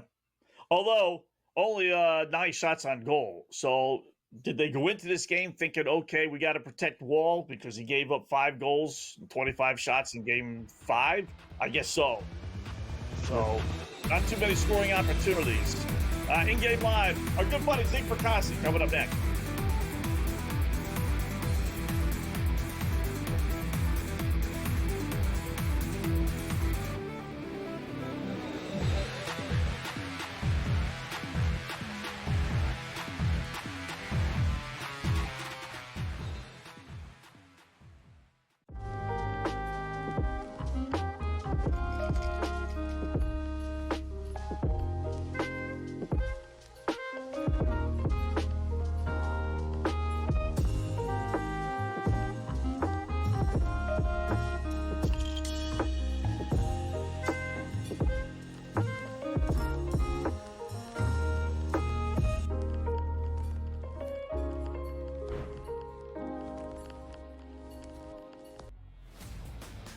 Your college performance does not relate to the National Football League. It never does. They played side by side with each other, and he wasn't as good as Quinn Ewers. That's an issue. That's a major issue. It wasn't that it wasn't as good as Quinn Ewers. Ever got to Texas? It wasn't that it wasn't as good as Quinn Ewers. It was Quinn Ewers' program, which Steve Sarkisian Why made would it very be Quinn clear Ewers' the entirety of the time that Arch Manning was in Austin. So for you to argue that because Ewers is a 7th-round pick, Arch Manning is not that good and not deserving of being first overall is asinine. It is wrong. I just told you he's going to be number 1 overall. My whole thing was I'm buying you're doing him your because thing now I where you expect him to double have a down on a decent season. tape No, I'm that not is doing that. incorrect The when I best show it's quarterback incorrect. prospect to ever hit college football can't play He's over not, a 7th-round there were pick two who didn't even perfectly play rated good. quarterback Stop recruits it. in the history of the sport. Quinn Vince Ewers couldn't Young even play at and Ohio Quinn State. Ewers. He couldn't even play at Vince Ohio Young and State. Quinn Ewers. Go look it up. The Early Line, only on SportsGrid. We're going to go through every single thing, and I've got a great team behind me that's going to help me get the job done. I want this to be the place that people come to. There is going to be an energy to game time decisions that you will feel night in and night out. We are going to hit every single one of those markets that you need to know about. We will have everything at our disposal, and we will use that to our advantage. There is not going to be a better place, I promise you, than Game Time Decisions. I'm Kevin Walsh. Tune in to Game Time Decisions weekdays on SportsGrid.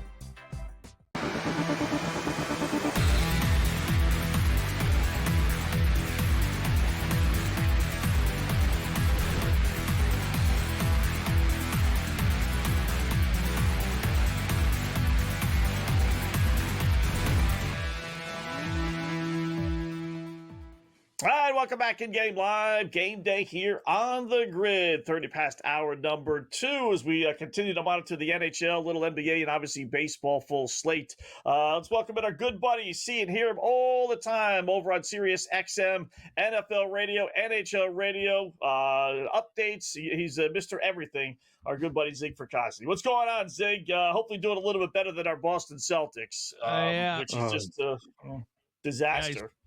I see the consiglieres appropriately dressed for the occasion. Dimes. It's hey, listen. Yeah. At least it's not a nail biter, so we could get through that. But listen, it's been a heck of a run. But as we were discussing, even on the break, get a good look at this team because I think there's going to be significant changes next year. Not because they're bad, but because of the apron considerations, which. I have nothing to deal with that, but that's with the taxes and everything. Plus Tatum being out, you got to think that they're going to go for a fairly good remodel until Tatum returns. Yeah, well, again, it's so hard to stay good. Like you build up a team and you do all this stuff and invest all this stuff, and then boom, they're going to break it down and tear it down.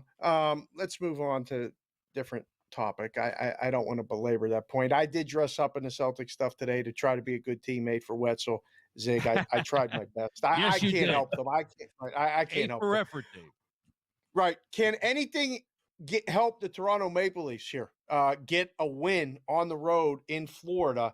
This has been a pretty impressive effort so far. I know you're a hockey guy. Are you surprised that the game is still tied 0-0? I mean, under looked like the play, but man, this is a pretty good effort by Toronto, no? It goes to show you too, Dave, that, momentum tends to be a fickle thing. because everybody thought that Florida blew their doors off in game number 5 in Toronto, that this would automatically carry over to game 6. Well, if you remember last year, the Panthers got their doors blown off in the final by Edmonton, came back to win the Stanley Cup. So, again, it's a fickle thing. I think Wool has been up to the task. The fact that they've had a couple more power plays Florida has than Toronto is a little bit upsetting, but you got to think at some point they're going to be able to get the goal to ultimately win this game. Mm-hmm. How about Dallas Winnipeg tomorrow? Can the Jets extend the series? I doubt it, Scotty. If you're going to go on reputation and the fact that he hasn't been able to play well at all on the road, I would not trust Connor Hellebuck in a Game 7 on the road. Granted, he was very good in Game 6 as Dallas fell to Winnipeg, but I think at Game 7, this game being down in Dallas, and again with Hellebuck's previous struggles on the road, I probably lean towards the Stars. They were my pick to go to the final anyway. The other team in the East that's in already and will play the winner of the game tonight is Carolina. What do you make of Carolina, Zig? Because odds makers have had them at the top or right near the top for the last couple years. And a lot of times it's their route to get there. The path is relatively easy, at least to get to the Eastern Conference Finals. Not easy, but easier than a lot of others. Are they a legit Stanley Cup threat in your mind? I would feel better for them if somehow Toronto pulls this off and then forces Game 7 and wins. I would prefer Carolina against Toronto. I think Florida would beat Carolina because they play a similar style, and I think the Panthers do it a little better. To your point, Dave, on Carolina, seems like Rod Brind'Amour has this team going past the first round every year. Occasionally they make it to the Eastern Conference Final, and they've really done it, as far as I'm concerned, without a true superstar. About the closest thing they have to a superstar is Sebastian Aho, but he's probably, say he's on Edmonton, he's on Dallas, a team like that. He's probably a very good second line, even borderline first line guy on that team. But in Carolina, he's your top guy. Remember, they made the trade for Rantanen. He didn't want to play there anyway, but they have balance. They play Brind'Amour's system, which basically is, the forecheck until you drop. They have the defense pinch in and make plays. And when he's healthy, Freddie Anderson is pretty good. So what Carolina's been able to do without a true superstar says a lot about the job Rod Brind'Amour has done with that team. How do you explain, Zig, with Hellebuck? I know you were saying Game 6 and 7. It's actually Game 6 is tomorrow night. Then Game 7 will be back in Winnipeg. But the dude, he's been awful, Zig, on the road. I mean, winless on the road. He's couldn't complete a game against St. Louis on the road. Great at home. He's back-to-back 4-0 shutouts at home, and so awful on the road. How do you explain that? Actually, Game 7 is tomorrow. That is in Dallas. Yeah. So Game 7 is definitely tomorrow there. So it's one of those things, Scotty. I got to tell you, it's. Oh no! Wait a minute. I made the mistake. What are you talking about? Yeah. Yes. What the hell are you talking about, Zig? All right. I made the mistake. Hey. All right. No, but hey, it happens. But I don't know if I trust him. I think it's just one of those things. The other team gets the last change. He maybe isn't familiar with the surroundings or whatever the case may be. And he's kind of a guy that, the one thing that I've had people tell me is if he's fatigued, his timing gets off and then it disrupts his rhythm. This seems to happen more on the road than it does at home. So I think those are some of the factors, and it's a psychological thing, I think, at this point, that he's been removed, I think, from practically every game in the playoffs away from home this year.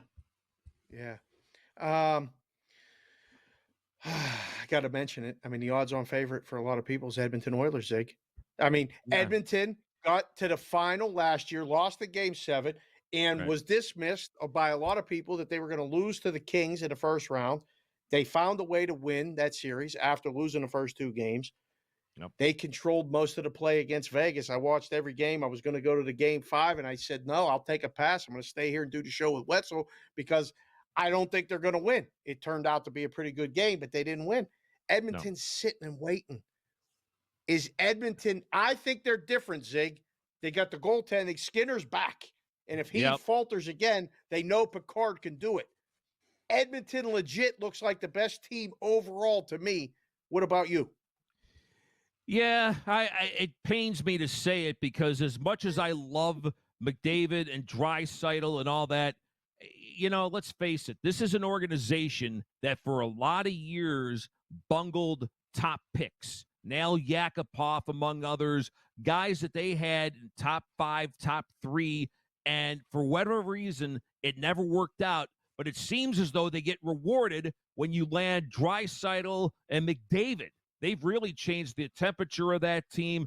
Corey Perry looks like he's could play until he's 50 years old. He's still very productive. I think the wild card here, guys, is Evander Kane. Didn't play the entire season, multiple surgeries. Now he's a guy that gives them some energy in terms of the power play, second, even third line. You can use him pretty much anywhere. So as long as Edmonton gets reasonable goaltending, and again, their blue line is good, not great, but Bouchard at times can be dominant. So if Edmonton's got those, the forwards clicking, and the worst part about it is, Dave, you saw those games against Vegas. McDavid and Draisaitl didn't even play all that well. They didn't even register a whole lot of points, but yet you got the production, from the Janmarks of the world, Adam Henrique. They added that depth over the last couple of years. So they're a deep team. They're a dangerous team, are the Edmonton Oilers. All right, quickly. No score after 2. Florida minus 166. Toronto plus 130. If I gave you a $300 bet, where are you betting it? I want those Cats, baby. Got to get Marchand the game-winning goal. Damn it.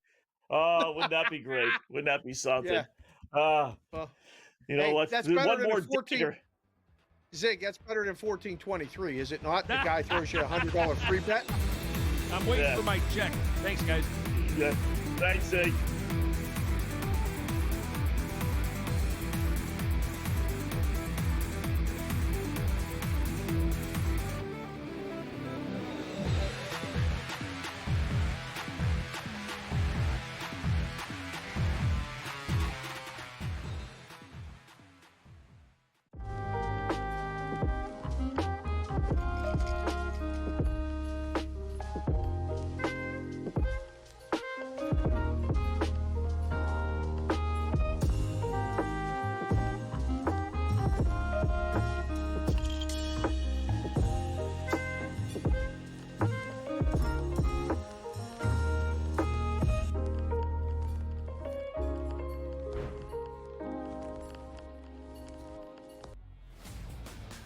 Your college performance does not relate to the National Football League. It never does. They played side by side with each other, and he wasn't as good as Quinn Ewers. That's an issue. That's a major issue. It wasn't that he wasn't as good as Quinn Ewers. Ever got to Texas? It wasn't that he wasn't as good as Quinn Ewers. It was Quinn Ewers' program, which Steve Sarkisian made very clear the entirety of the time that Arch Manning was in Austin. So for you to argue that because Ewers is a 7th-round pick, Arch Manning is not that good and not deserving of being first overall is asinine. It is wrong. It is incorrect. I told you he's going to be number 1 overall. My whole thing was I'm buying him. You're doing your thing now when you double down on a tape no, I'm not doing that. The best quarterback prospect to ever hit college football can't play. He's over not, a 7th-round There were 2 who didn't even play good. quarterback recruits in the history of the sport. Quinn Ewers couldn't even play at Ohio State. He couldn't even play at Ohio State. Quinn Ewers. Go look it up.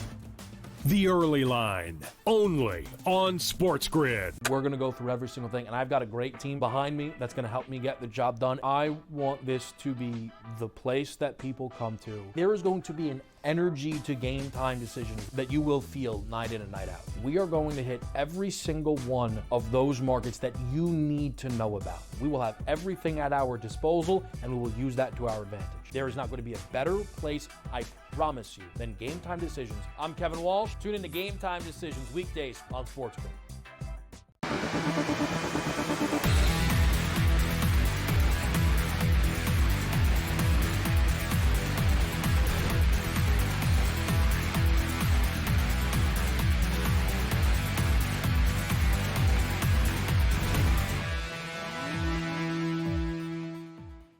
All right, welcome back in Game Live. Game Day here on the grid. Scott and Dave, as we continue along here with a little NBA, a little NHL. Let me update the scores. After 2, no score, Florida and Toronto. The numbers are the same that we gave to Zig before. 2.5 is your total on that one.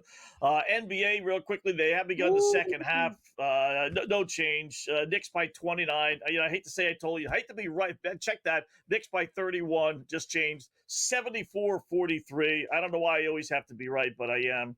And then a full slate of baseball. So with that, Zig, Cam Stewart. Sorry, what was that?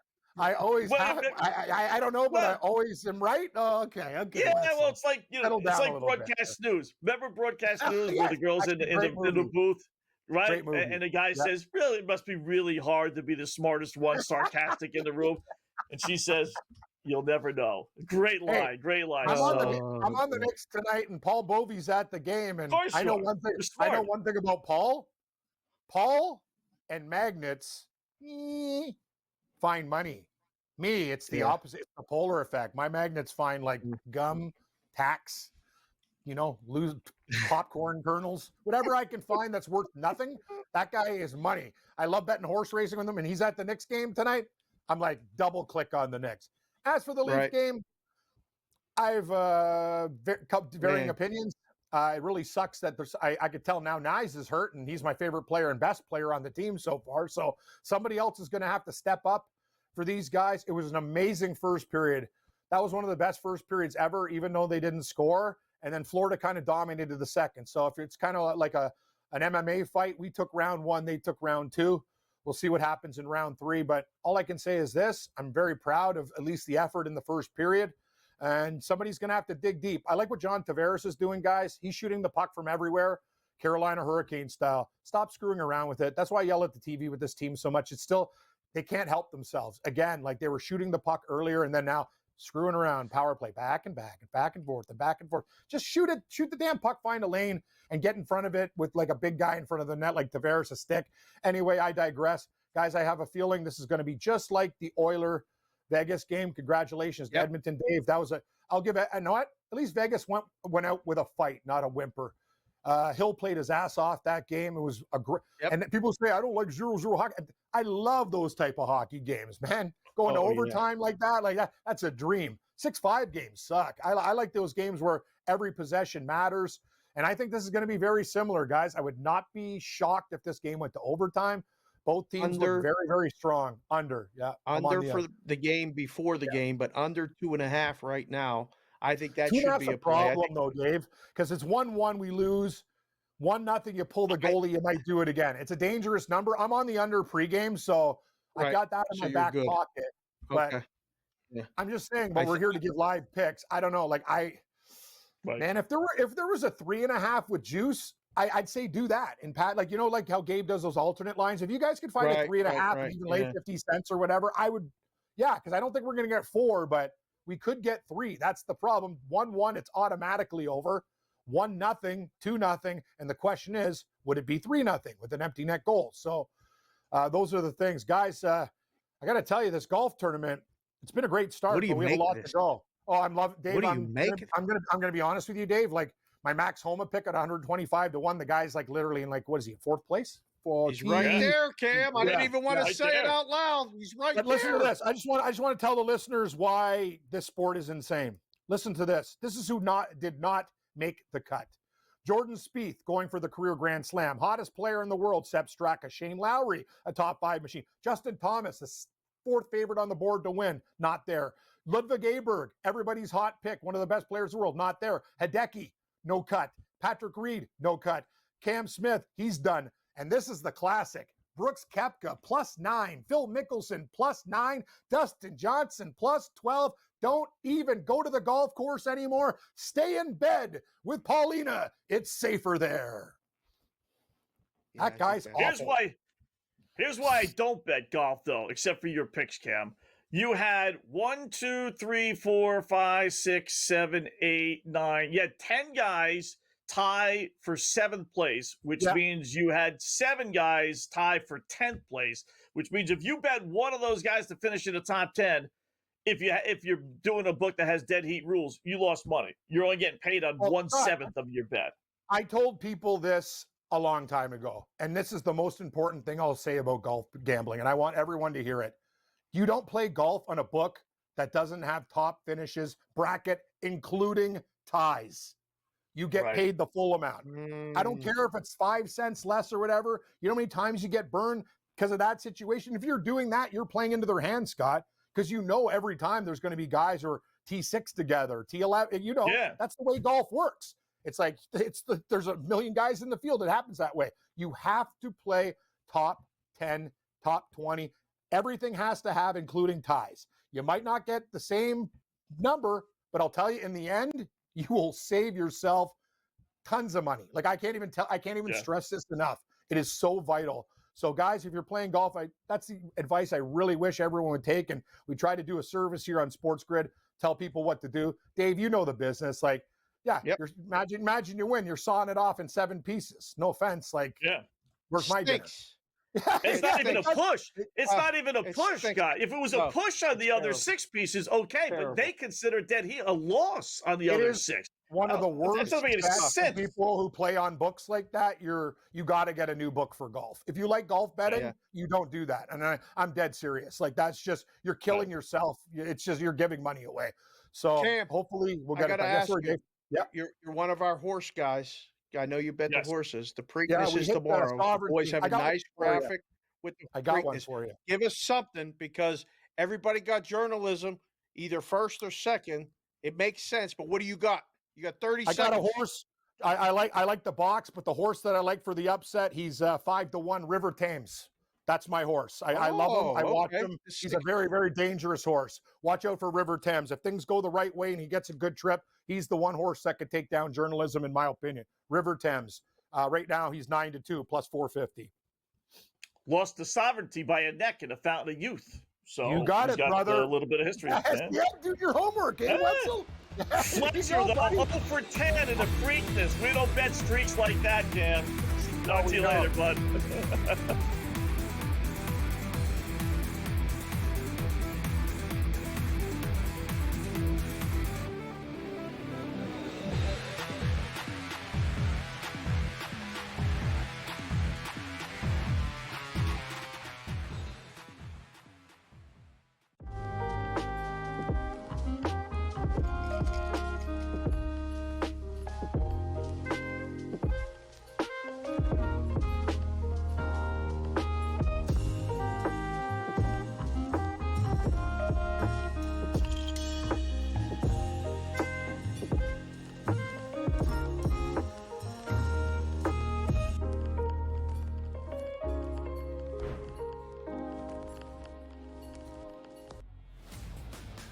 Your college performance does not relate to the National Football League.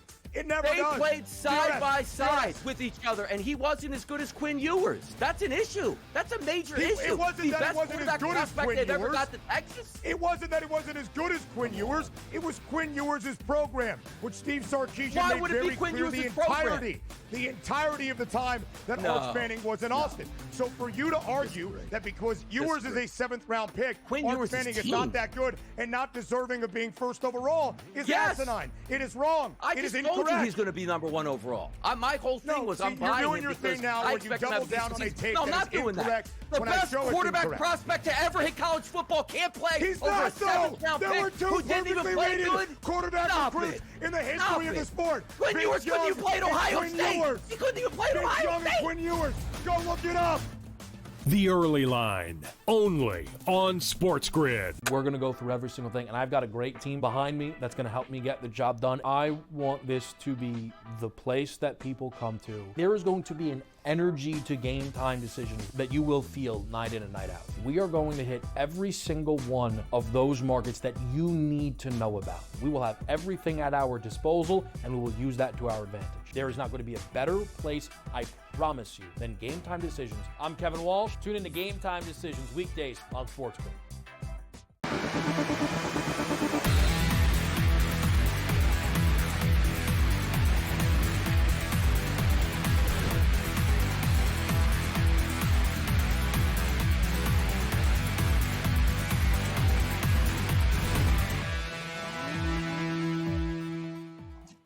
All right, welcome back in Game Live. Game Day on the Grid. Again, thanks to Cam Stewart, Cam and Gabe. Top of the hour over the next two here on SportsGrid Radio and SportsGrid.tv. So, by the way, WNBA started tonight. 2 more overs. Pretty sure, anyway. I didn't see the numbers, but I'm guessing these went over. Mystics win by 490, and the Lynx, one of the many teams that, one of the teams that many people think are going to win it all this year, beat Dallas 99-84. So if you want some action in the WNBA, I told you, just bet overs. Just bet overs. It is over in New York. This is why Joe Mazzulla should be the first man out the door versus a Boston Celtic player. They're down 34 in the third quarter. I mean, you want to lose tonight? Okay, I get it. You're outmanned. I understand, right? To not show up, basically from start to finish, you're down 34 points in an elimination game. He is just the most overrated coach. Gives me agita. So let it go. Let it go. It's done. It's done. The numbers up for Knicks Pacers, and I'm right. Actually, during the break I was trading texts with a couple guys in the business that said, "Send me your number for the series." So let me guess. For the series, Knicks home court. What do you make them for the series? Minus 140. That was what one of the texts was. One of the guys said, "I'm making them minus 140, and I'm waiting to see if they take it with the Pacers." I said, "I think I'd make it a little higher, and know you're going to take a bet on the Pacers." I said, "I'd make it 150, and we looked right now at FanDuel. Knicks minus 155 to take back is plus 120. Ooh. Now, that's a little bit of a big gap. Us guys in Vegas, Brady was talking about it. Like the number, the thought process for me was make it minus 150 plus 130. The take back would be on plus 130. And the other guy that was thinking was minus 140 to take back would be plus 120. You're always thinking of the dog price. So that's where we were thinking. That's where the dog price should be. FanDuel just increased the spread between favorite and dog, which, again, is just a part of the business nowadays. They're doing that more and more. It's not better for the better, but we have Knicks Pacers. That was a fun series, a fun rivalry back in the day. We're both old enough to remember. Kids, if you don't remember Reggie Miller and the Pacers and Madison Square Garden, we get more of Spike Lee. All of it. Who do you think wins that series? First thought right now. Pacers. I like the way they're playing. I like that team. You think about it, the Knicks had no business beating Boston, right? They did. Give them all the credit in the world, but, I mean, they're down 30 points in the first 2 games. They should have lost those. Okay, you could kind of say the same thing with Indiana, though. They were down 20 against Cleveland, so it balances itself out. But I like this Pacer team. Knicks aren't great at home. Indiana is nearly unbeatable at home. I think Indiana steals a game, and I think they hold serve and win in 6. I like the Pacers. Okay. Yeah. Hockey what game. About you? 0-0. I actually think that right now I would say I think that the Pacers win the series, but I think it goes 7. I think this is a longer series. My guy's texting me right now. I call him the doctor. He said, bet the 4-1 and 4-2 Pacers. He thinks they win in 5 or 6, just like you said. So those will be good bets. Fixture TV. While you're doing that, I'm going to sit here and go. It's 0-0 in the third period. Just started the hockey game, Toronto and Florida. I still think Florida wins. I think under 2.5 is good.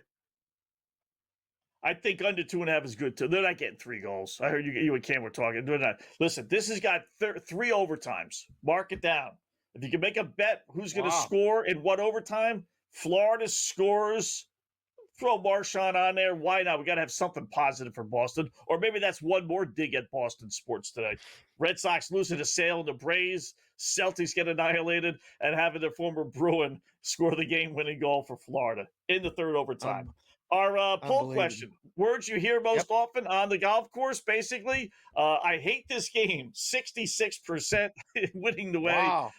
Drive for show, putt for dough, 22%. Where's the 19th green? Only 9.5%. I'm surprised. Nobody knew what that meant. You just worded it wrong. That's all. Nobody knew. Where's the 19th hole? They're not golfers. That's okay. There's a lot of people watching the show. Should have said hole, not green. Yeah, probably should have said hole, right? not green. So, hey, yeah. Great job, boys. We're off Monday and Tuesday. You hold it down on Wednesday. Peace out.